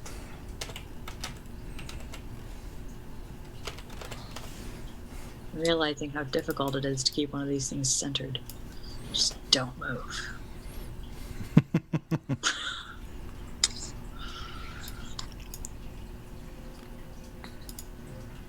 Why do I have the Batman theme song stuck in my head? Did you sang it? Yeah, but it was stuck in my head already when I sang it. I blame you. It's everywhere in your room.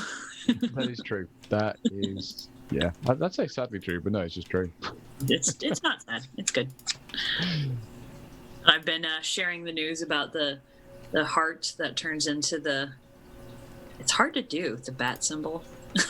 It looks really goofy when I do it. Yeah, the background. Trying to get in that. Make the tail, flick it in and get the ears. Bat symbol. It Takes a bit of practice. pleases me. This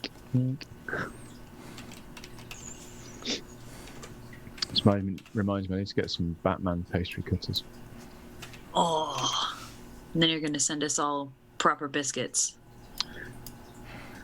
I can certainly try. God, it would be so expensive to send that many cookies from. Customers would probably eat them as well. Yeah, probably. Give it a scan with the old X-ray and be like, nope, gotta consume these. Biscuits, they're ours. Ha. Ah. I just made a spot of tea. How jolly grand. Let's have a little biscuit with that cup of tea. Jolly grand. I am the Paladin Dimitri. We need to make stuff and go foul for a bit, I think.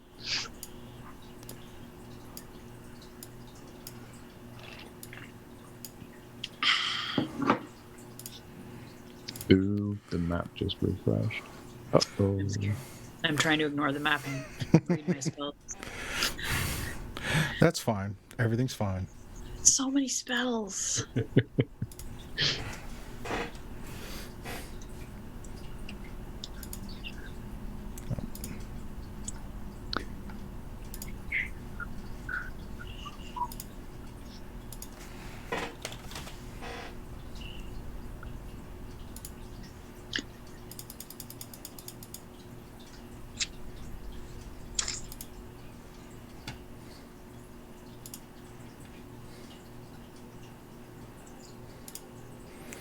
Alrighty.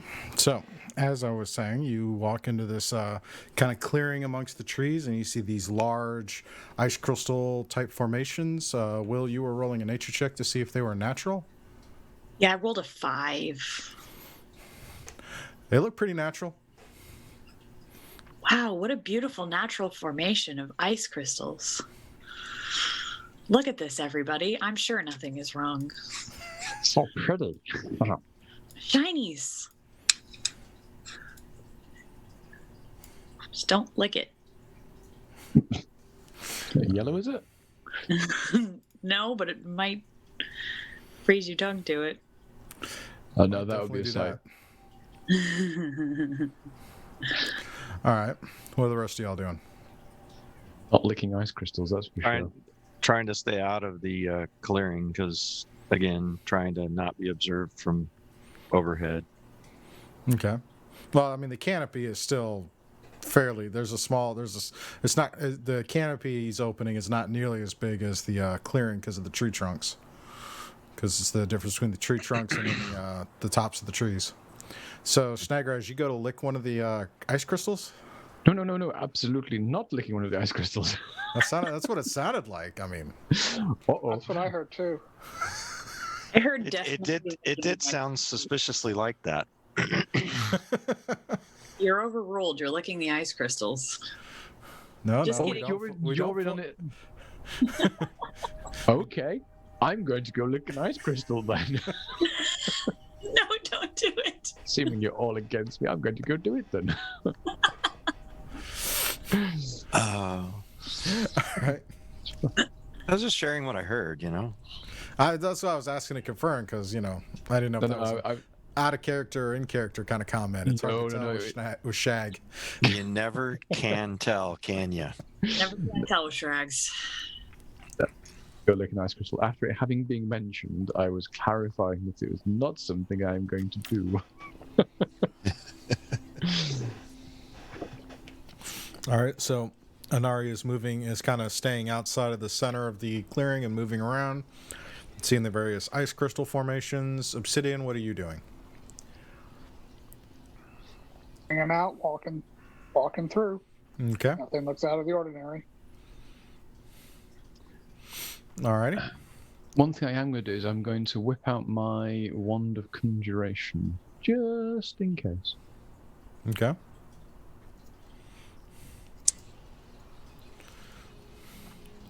So, with those perceptions, yeah. Do you guys stick around or do you guys move through? What do you guys want? What are you guys doing? You come in, you see this small clearing, you have these large ice crystal formations surrounding you. Do you keep passing through? Do you stick around? Do you investigate? I stop and I get a little distracted by the ice crystals because I've never seen anything like them before, and they're beautiful. I just want to look at them a little closer. Alrighty.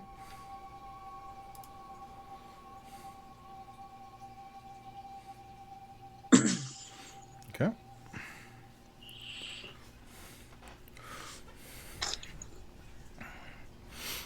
So I would keep on walking. you'd keep walking? Yeah, I was gonna say if it's I'm looking for leads for our flying shadow, and if it doesn't appear that this is going to lead to that, then I'm probably not terribly interested. Okay. I think assuming Shrag's got a bit of an affinity with Will at the moment, he'll take a little wander over with her. Okay. And as you're kind of investigating the shard, and as a kind of Inari and Aspidian are attempting to walk out,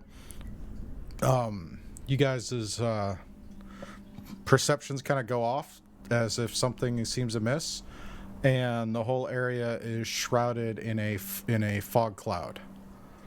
And Huh. You didn't predict any fog today. Obsidian. Oh, I did not. Does the fog cloud look like it's coming out of any place in particular, or are we suddenly just surrounded by fog? go ahead and for you and Shrag, go ahead and roll a perception.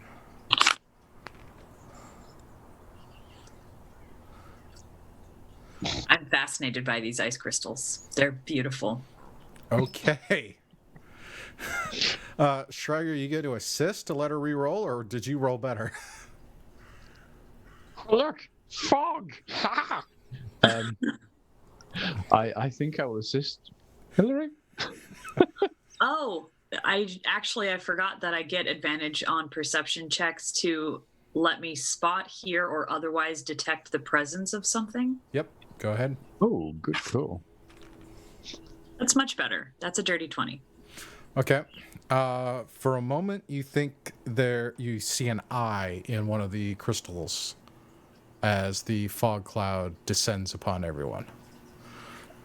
Is it like like a disembodied like eyeball, or does it look like somebody's looking through it?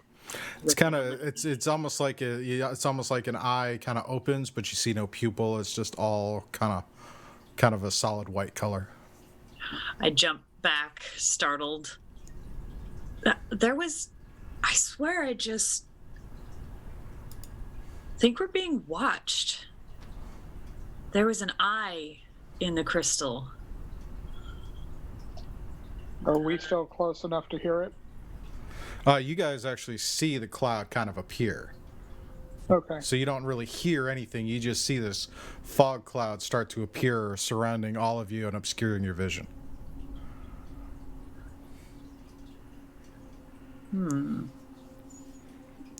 I will touch the ice crystal where I saw the eye. Go for the eye holes. Ha. And when you go and you tap on it, it reacts and shifts. And now all of you hear kind of this crystal, this ice kind of snapping and breaking and moving. And you can't really see because the fog cloud's obscuring your vision inside. So that would be a roll for initiative now. I think I broke it. I'm sorry. I think you broke it. What did you do? I'm so sorry. Obsidian, what is your initiative? 15. Alrighty. Anari? 22. 22. Yep. Shrag? I really wish I hadn't changed the Frost Maiden dice. That's an 8. And Will? 10. Alrighty. Okay, so starting off the initiative is Anari. What do I see? You see fog kind of surrounding everyone.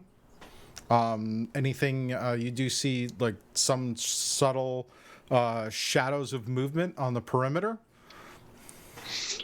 Is there anything that would indicate hostile intent that would be something I would wish to attack? Or do I not see anything really as a target? You see several things moving around you, so it's up to your discretion if you want to attack. I mean, the fact that the area was clear and now it's all foggy, and you hear Will kind of yelp as something she touched started to move. Yeah, unless I can identify a target or an enemy, I think I'll hold my attack action. All right.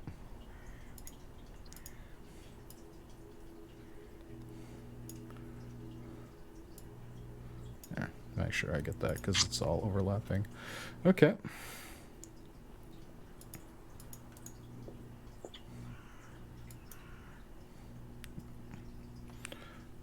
That didn't work.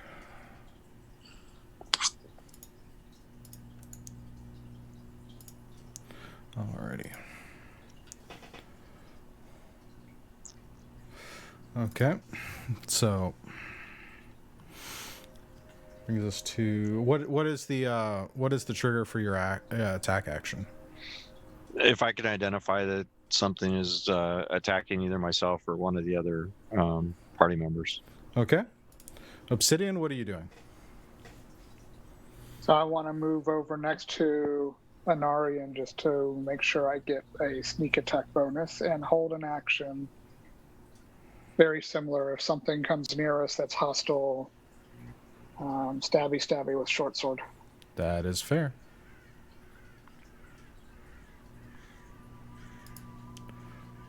All right. Well, I guess have you kind of over here? You were over here, kind of exploring one of the crystals as it started to move. What is it you wish to do? I will cast Spiritual Guardians. Okay. So for 15 feet in every direction from me, a bunch of little creatures start flying around. Half of them look like little furbolgs, and half of them look like little lizard folk. Okay. And they all just have little, like, various weapons in their hands. All right. And I will call out and say, whoever, whatever you are, we don't want to fight, but we will. Okay. Go ahead and roll a persuasion. Oh. It's either persuasion or intimidation. Which one are you picking? They're the same. That's an 18. Okay. So, which are you intimidating or persuading? Persuading. Okay. All right. Shrag, what are you going to do? I'm going to ready an action with my scroll that if they attack, I'll release it, depending what happens with Wilhelmina. Alrighty.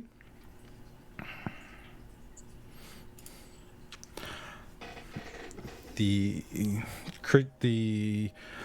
creature in front of you does not actually takes us as you sit there and make your persuasion. It sits there and does shift a little bit more. And you see it kind of shift to the side and then become stationary, opening up a larger gap in the ice, in the crystal formations, as kind of an opening that you could pass through and leave. Okay. The rest kind of remain motionless, which brings us back up to Anari. So, do I see this space? Roll a quick perception with disadvantage. Well, I have advantage, so that'd make it just a straight roll then, Okay. yes. So that is going to be a 16. All right. You do hear some movement behind you in the direction toward Will and Shrag. And after you hearing Will kind of call out to tell anything nearby to back off, to let them pass, and it kind of shifts, and you kind of perceive it's a little hard to make out, but you can vaguely see the outlines. You see that one area where they were close together, they're now wider apart, that you could potentially move through. And that's behind or in front of us? It's right about here. So it's you see. Yeah, we still want her to move forward, though, correct? Well, you can move out of this and continue on your path. Okay, yeah. Then I'm gonna kind of tap Obsidian to stay close next to me and move up and see if we can continue forward on our path. Okay. Obsidian. I will do so and keep a held action that if it does lash out and attack, that I will swing. All right. Will. Just holding my. I still don't see anything, right? You see the outlines as the gap kind of opens up ahead of where the crystals. You were looking at the crystals there. It kind of shifted to the side a little bit, opening up a wider gap in between two, so you could pass through it. Okay, since it seems like they're not trying to fight right now, I'll say, show yourselves. Who are you? No response. What do you guys think? Should we continue walking? Yeah, I don't think this is the flying shadow that we're looking for, so I think we No, should it's definitely not the flying continue on. shadow, but we are also here to rid the area of any other problems that there might be. Yeah, but I don't think this is going to be a problem for the merchant trail. All right, I guess we just continue going then. I'll just kind of push past and then turn around, and so my back's not to them. Of course, they might be receiving damage from my spiritual guardians. I don't know if they're within 15 feet of me. Yeah, but they have to be a hostile intent, right? They have to have attacked you. Remind me again what spirit guardian. What's the trigger for spirit guardians? When you cast the spell, you designate any number of creatures to be unaffected by it. An affected creature's speed is halved, and when the creature enters the area for the first time or starts its turn there, it must make a wisdom saving throw. Okay. So that's kind of up to you. They back up. They kind of back off. Okay. So you're able to kind of walk out and pretty much avoid a fight. All right. Good call on the persuasion to try and, talk yourself out of the fight. I wanted to get into a fight, and then I talked us out of one. I can't make up my mind. Yeah, you did a whole little thing all by yourself. I did.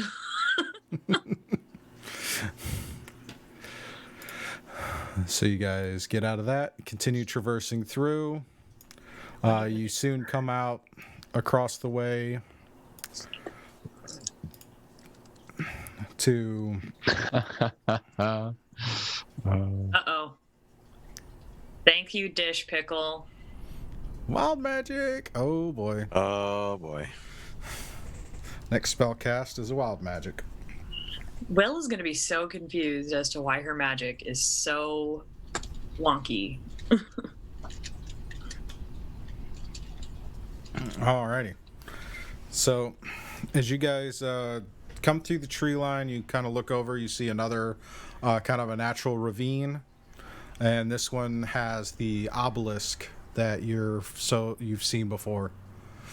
The walls for this one aren't quite as sheer in terms of near vertical, so they do have a really steep pitch to them. So it's probably about a 30-degree or 25 to 30-degree angle coming down. So it's definitely would, if you're wrong step, and you would definitely slip and fall. At that handy dandy climbing rope. Climbing rope, yeah. So. While they're doing that, I'll take the broom and fly down. Of course. Oh, right. That would have worked as well. Yes, it would have. And nothing on the ridge above the obelisk?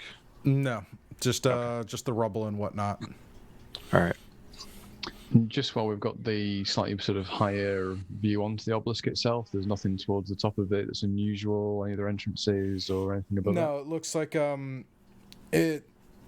it kind of like if you picture the Washington Monument in DC, it kind of looks like that. Only it's kind of a dark obsidian color. There's runes that are kind of carved in it that have a faint. If you were to use detect magic, it has a faint glow to it, and you can kind of feel the arcane energy emitting off of it. Awesome, thank you. So, just for the hell of it, I take out of my bag of holding, I take a crowbar. Okay. And throw it against the obelisk. Alrighty.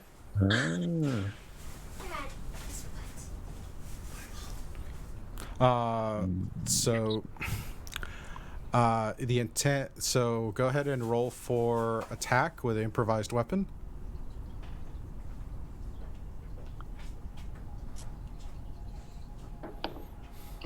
$12 on the die.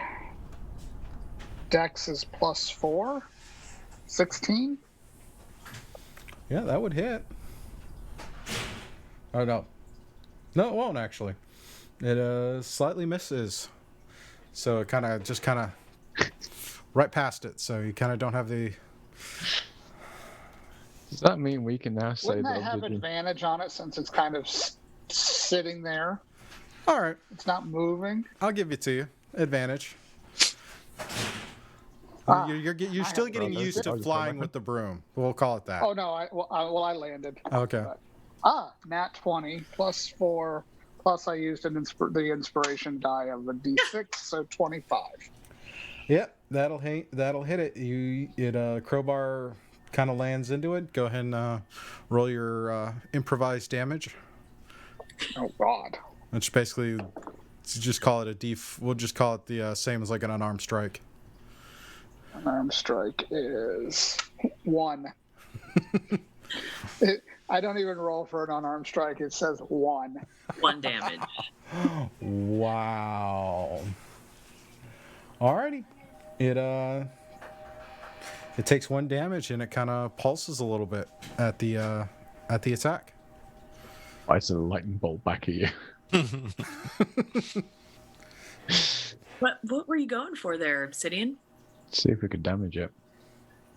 See if I could damage it, and if there are any creatures around that may be tied to it, maybe they may come back to it.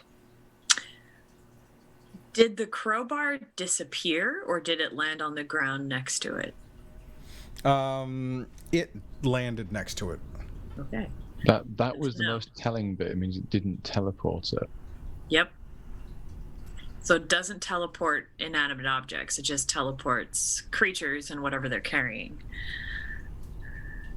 Did Sir Xandergul set up any scouts or observers around this? No, he's still waiting on reinforcements before he can start to establish those kinds of things. If anything, it's just probably a regular patrol every day or so. So you would, if they had come by, you may not have seen them because you were traversing a non-traditional way, right? Or knowing that you were going to the obelisk, Sir Xandergul didn't send a patrol of the day. Yeah, that makes sense. I go pick up my crowbar and put it back in my bag. Okay. Kind of shrug my shoulders. I go up to it and I look at where it had like a tiny, teeny weeny dent taken out of it. I'm like, oh yeah, it looks like you damaged it. And then you go and are you just looking at it, or are you gonna touch it? I'm not touching it. All right, it looks like it's a scuff. I could probably wipe that off, but it's okay. Totally effective. So the question I have is the flying creature who seems to be reported in the area here on this side, or is it coming out of the Shadowfell? I think maybe we might want to set up an observation point that we can keep an eye out and watch for it.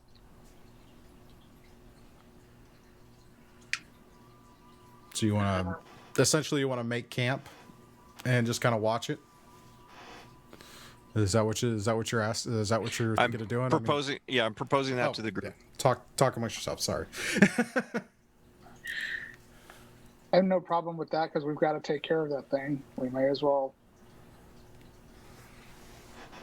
You mean just post up here for a few days until we find? Try to figure out if it's coming in and out, or if it maybe has established a place to stay on this side, or whether it's only coming out from the Shadowfell to, do whatever it's doing on this side. But I'd like to know where it's coming from. Should one of us pop over to the other side and see if we can see it on the other side? If it is split the party. There's that, but also the other piece is if it is truly a shadow creature. Whoa. Uh-oh. John dropped. I'm assuming he was going to say if it was truly a shadow creature, it may have special powers on the other side. That's what I was trying to say. Okay. If it is truly a shadow creature, I think we would have more effect for it on this side than on the other side. Yeah, I don't want to fight it there. That's for sure. I'd rather fight it in the relative sunlight. Yep. I miss the sun. That is my thought. Well, in about 4 months, you'll see it again. Yay. Because this is a perpetual twilight for the next several months. I think I'm starting to get seasonal affective disorder, and I've only been here for like 4 days. A little bit longer than that. About a week or so at this point. depending on the day, depending on how they're counting the days.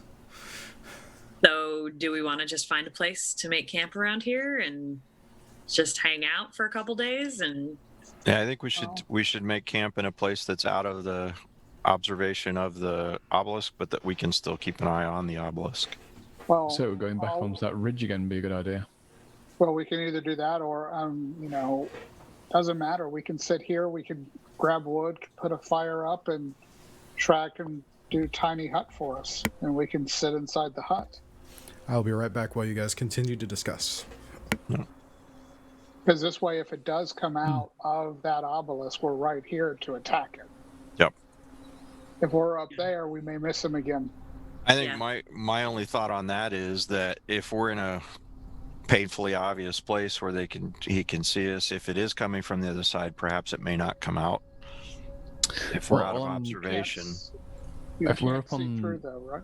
if Yeah, we're you up on can't. the ridge, I could put the layman's hut down, but what we can do is we can actually, it's opaque, so I can make it the same color as the snow. Okay. If it is able to be camouflaged and disguised, but my understanding is it can still be seen, you just can't see what's in it. So it's like seeing a tent wall or something. Yeah, but if we pile some snow around it and change it to the color of snow, it'll look like just looking at the mound. Okay, that works. And you can't see through the portal, so he would have to come through. It would have to come through before it would see us. Well, we know we can't. We don't necessarily know what shadow creatures might be able to do or not do. So Leon's tiny hut, 10-foot radius, immobile dome of force. 9 creatures, the spell fails, blah, blah, blah. Creatures and objects within the dome, when you cast, move through it freely. All other creatures and objects are barred from passing through it. Until the spell ends, you can command the interior to become dimly lit or dark. The dome is opaque from the outside of any color you choose, but transparent from the inside. So basically you can choose a color. So if you pick white, it's going to look like snow. That could work. In Steve, in all the reading and stuff that Shrag and I did we get any sense that creatures from the Shadowfell might be able to see through the portal before entering it? No. No. Even Shrag's knowledge of teleportation will tell you can't see through it without some type of scry. You won't know until you actually appear on one side or the other, because you're talking about planar travel. So they'd have to be able to have scry to see through. So that's fine. Yeah. Okay. That is good to know. All right, let's get cozy then. Let's make a camp. So Shrag will actually gather everybody together, make sure they're already inside of it when he casts it. What I will do is I'm going to do the normal 10 minutes to actually cast it, or the 11 minutes to actually cast it, rather than speeding it up, just because obviously we've got the time to do it. No point in wasting that ability. Yes. alrighty. And while you do that,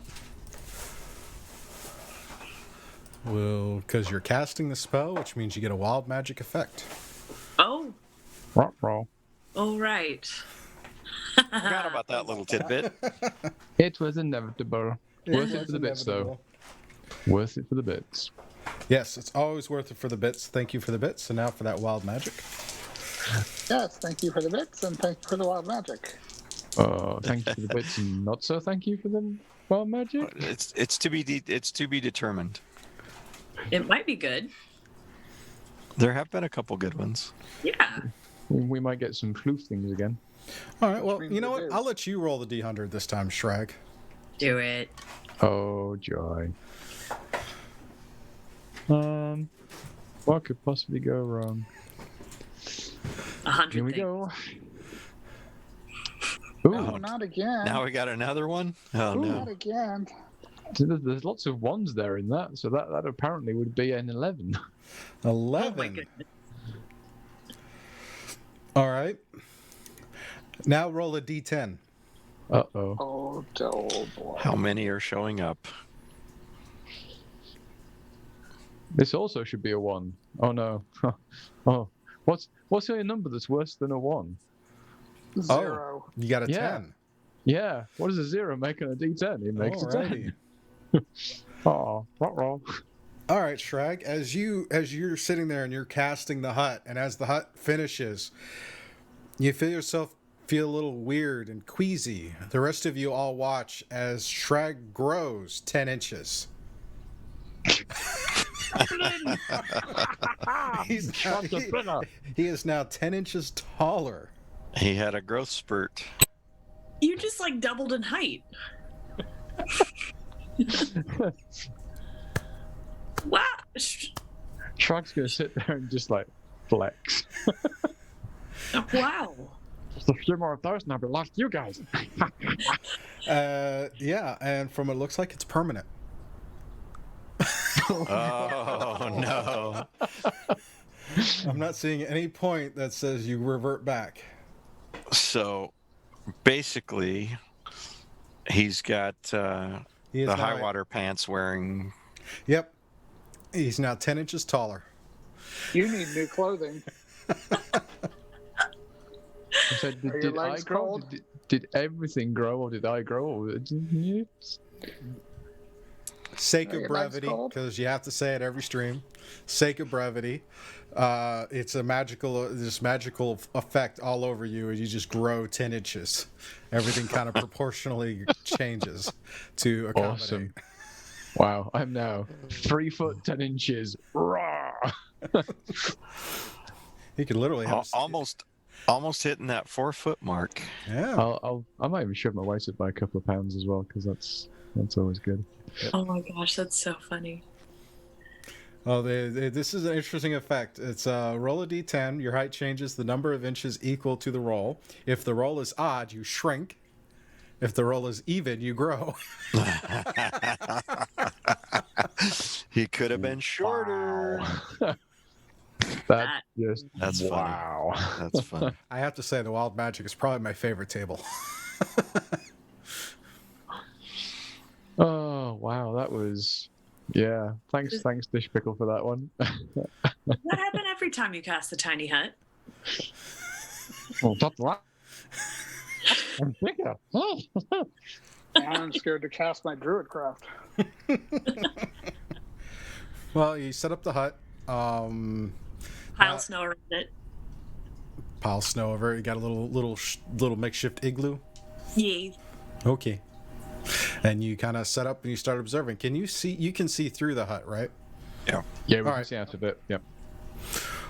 So Alrighty. spells and other. Let's see. We can pass freely through it, except there has to maintain one person inside of it at all times. All other creatures and objects are barred from passing through it. Spells and other magical effects can't extend through the dome or be cast through it. The dome is opaque from the outside, but transparent from the inside. Okay. So, except for the area, Will, when you covered it with snow, did you leave an area to look through? Yeah, I'm just kind of doing it like up, like maybe 2 feet on the bottom, Okay. just to kind of make it look like a Blended in. yeah. Probably scatter like a dusting of snow over the top of it as well, just to break up the uniform. See that? Yes. Okay. So, but enough where you could still kind of look through it. It's just, Yeah. Okay. Yeah. Cool. So, tiny hut covered in snow. What happens if we make a fire inside? Does the smoke just like escape out of it? Or does it fill with smoke? I think that would be inside, as the spell states, the person can make it affect the environment. So it can make it warm, can make it cold, can light it. So I imagine. You don't need a fire. Yeah. Well, I was thinking for The atmosphere inside the space is comfortable and dry, regardless of the weather outside. No, cooking wise. So it says here, But- creatures and objects within the dome, when you cast a spell, can move through it freely. So technically speaking, Yeah. we didn't. So if we'd made the We're fire all together. first, yeah, but No, the well, thing is- we're all together when it casts, and then No, we but I'm can think- all pass through it. no, I'm thinking about a fire shad. So basically, if the fire was there when we cast it, it counts as an object, so therefore the smoke would pass through it. But do we necessarily want smoke coming away from a fire? Nope. But give away our position. Yeah. Sorry guys, just rations today. Cold biscuits and cold gravy. Or Unless someone has prestidigitation and can heat some things. I could flash fry it with the firebolt. No. That's okay. Good on that. We'll Oh, stick with no. rations. It's fine. No. If you would like warm food, I've got you warm food. Yeah. Prestidigitation. Yeah, that's what I was wondering. If anybody had prestidigitation, then you can do that. Well, thank you. So Hot there we meals go. all around. So when you cast prestidigitation, you get another effect from wild magic. Oh no. So what? Who else threw bits in? Cantrip. Who threw bits? Oh, it's dish pickle again. Oh my Oh, goodness. are we going to have words here? So just as before, go and roll that D100. Let's see what the effect is. Oh, I'm going to mercy. shrink. I'm going to shrink by 10 inches and be really upset. No, because it has to be odd, so maybe you'll just shrink by 9. That's assuming he gets the same one again. True. Well, I rolled a 1 again this time. This time I rolled a 30 with it, so that's 31. 31.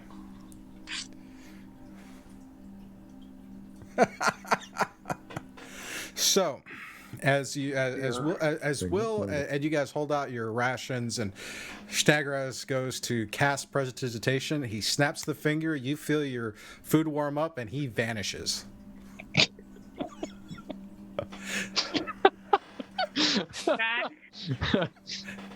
Shraggy. After about a minute or so, he reappears, thoroughly confused. Wait a minute. Did he leave the hut? Yeah, wouldn't that make the hut come The down? hut disappears if he leaves the hut. No, Yeah. someone has to stay in it, but the spell is in effect for Actually- 8 hours. I think it's Actually, the caster has to spell stay in it. ends if you leave its area. Yeah. That's what it says. If in the caster spell. leaves, the hut disappears. Okay. Well, then, yeah, I guess it would, because with that effect, you are transported to the astral plane until the end of your next turn, after which man. time you return to the space you previously occupied, or the nearest unoccupied space if that space is occupied. So hang on just a The hut second. So disappeared. we're all sat there. I click my fingers, disappear, leaving plates of steaming food, and everybody suddenly sat outside eating. And with all the snow that was piled on it, even the little bit on the top falls down on you. Collapses. Wonderful. Thank you, Dish Pickle. I'm gonna reappear the fingers like this, going like, "Wow, that never happened before." Quick, It was all shiny. cast it again. Cast it again before we get more wild magic. Yes, quickly. It's. At which point, I am now going to use my ability to cast it instantly, as opposed to actually waiting 10 minutes. Oh my gosh.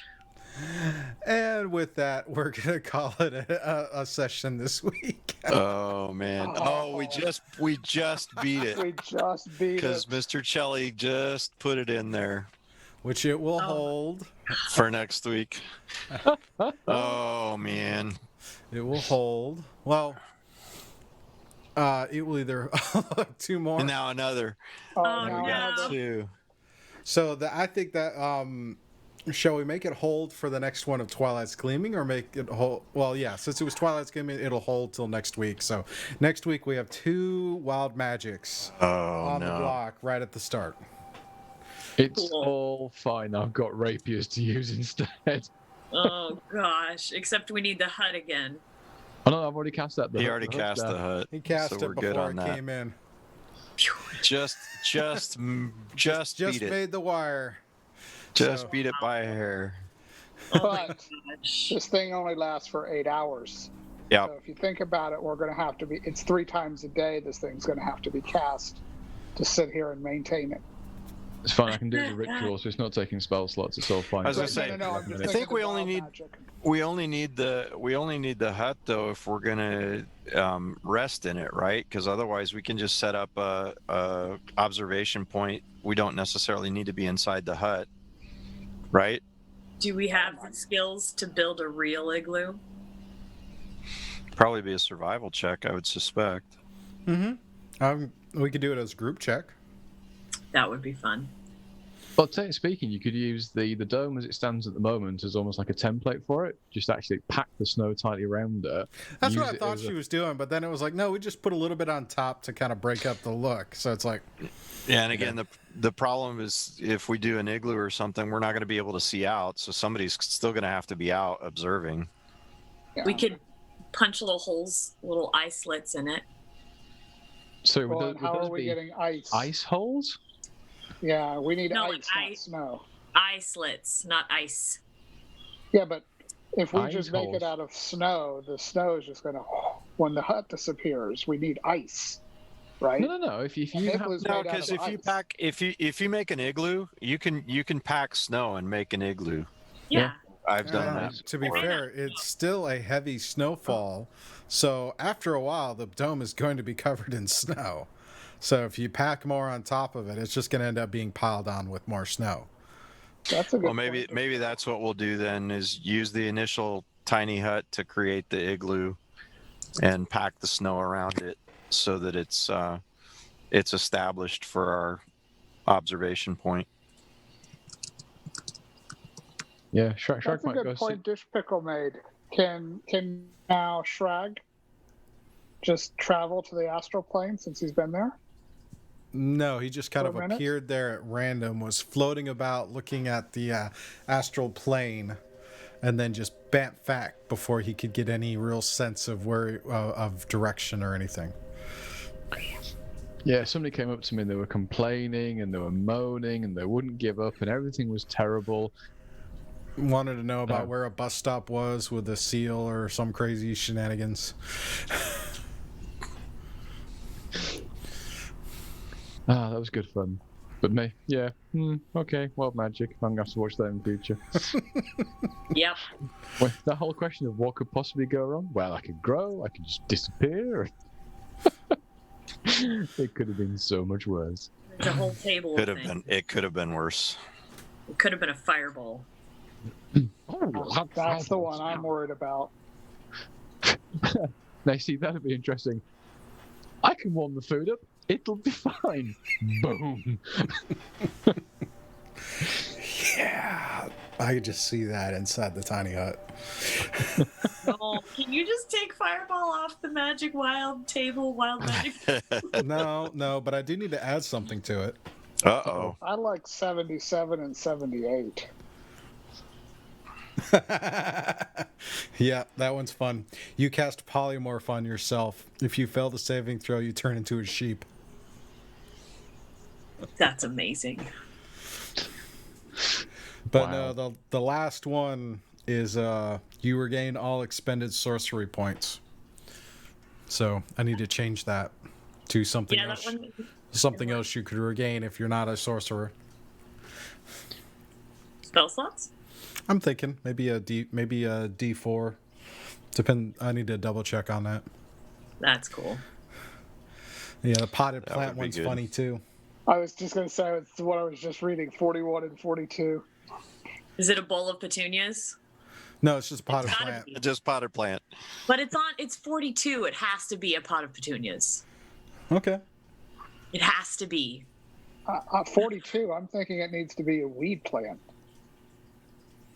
No, 42. That'd be 24. Or 20, 42. Oh, I see where you're going. 42, like the answer to life, the universe, and everything. Yeah, I'm gonna go Hitchhikers versus the other one because family friendly show. Oh, that's right.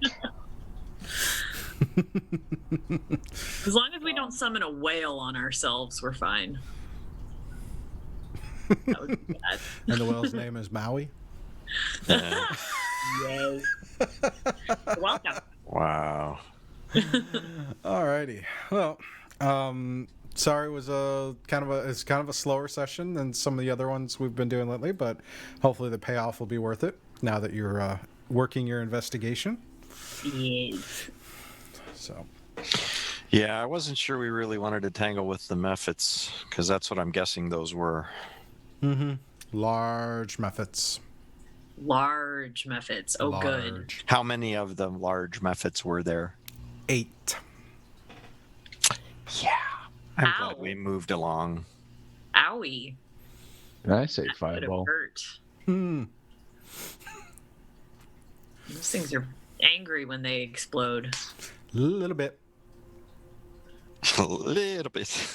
Just a little bit. I'm thinking a lot of it. A lot of it. A little bit. A lot of it. A waddle bit. Hmm. Oh, I never could have predicted the amount of ways that people have augmented that name. Oh yeah. I still think my favorite was when you got dropped. Oh yeah, somebody rolled a nat 1 to try to pick up Waddlebee, and she fell on her waddle butt. Oh, that was funny. So, Well, cool. I'm kind of excited about staking out the obelisk and seeing what comes through and fighting some things. yep. We'll go over the watch list and see who's on watch or how you guys are going to handle watches and stuff. I was gonna say, as an elf, I only need 4 hours trance for long rest, so I can usually take quite a bit of time on watch. I only need 4 hours to rest. Mm-hmm. I don't know if anyone else has that. Not really. No? Okay. So, but I can, and if we're going to divide up, watches, I can usually pull a couple of them before I have to take a rest. Yes, lots and lots of wild magic. So yeah, so we're staking out the obelisk, looking for anything that comes out or goes in. Correct. Taking note and possibly fighting. Sounds good. Sounds good. Come up with a couple of things for that. I'm sure you can. Shrek needs rest. He's a growing boy. Literally. Yeah. So, but again, That was funny. Shout out to and thank you to Syrinscape for the background music and soundboards we've been listening to. Shout out and a thank you to the cast for spending their Saturday morning with us to play some D&D. Shout out to the moderators who are here in chat hanging out. Thank you, mods. And a shout out to the community, of course, because without you, without your support, these shows couldn't keep going or keep improving. So any support you can give is highly appreciated. Thank you. And we will hopefully see you. Is there anything you guys wish to plug or give a shout out for? Okay, well, other than wild magic is, hey, wild magic, what could go wrong? Challenge accepted tonight at 8. Mm-hmm. Challenge accepted tonight at 8. Possibly might have a couple of guests on the show for tonight to kind of see what's happening and talk about more of what's going on related to Challenge accepted tonight. So hopefully we will see you all tonight, 8 p.m. Eastern for Challenge accepted. And with that, enjoy the rest of your day. Stay safe. Enjoy the weather if you can. And we'll Have a great day, guys. see you on our next stream. Ow. Bye. Ciao.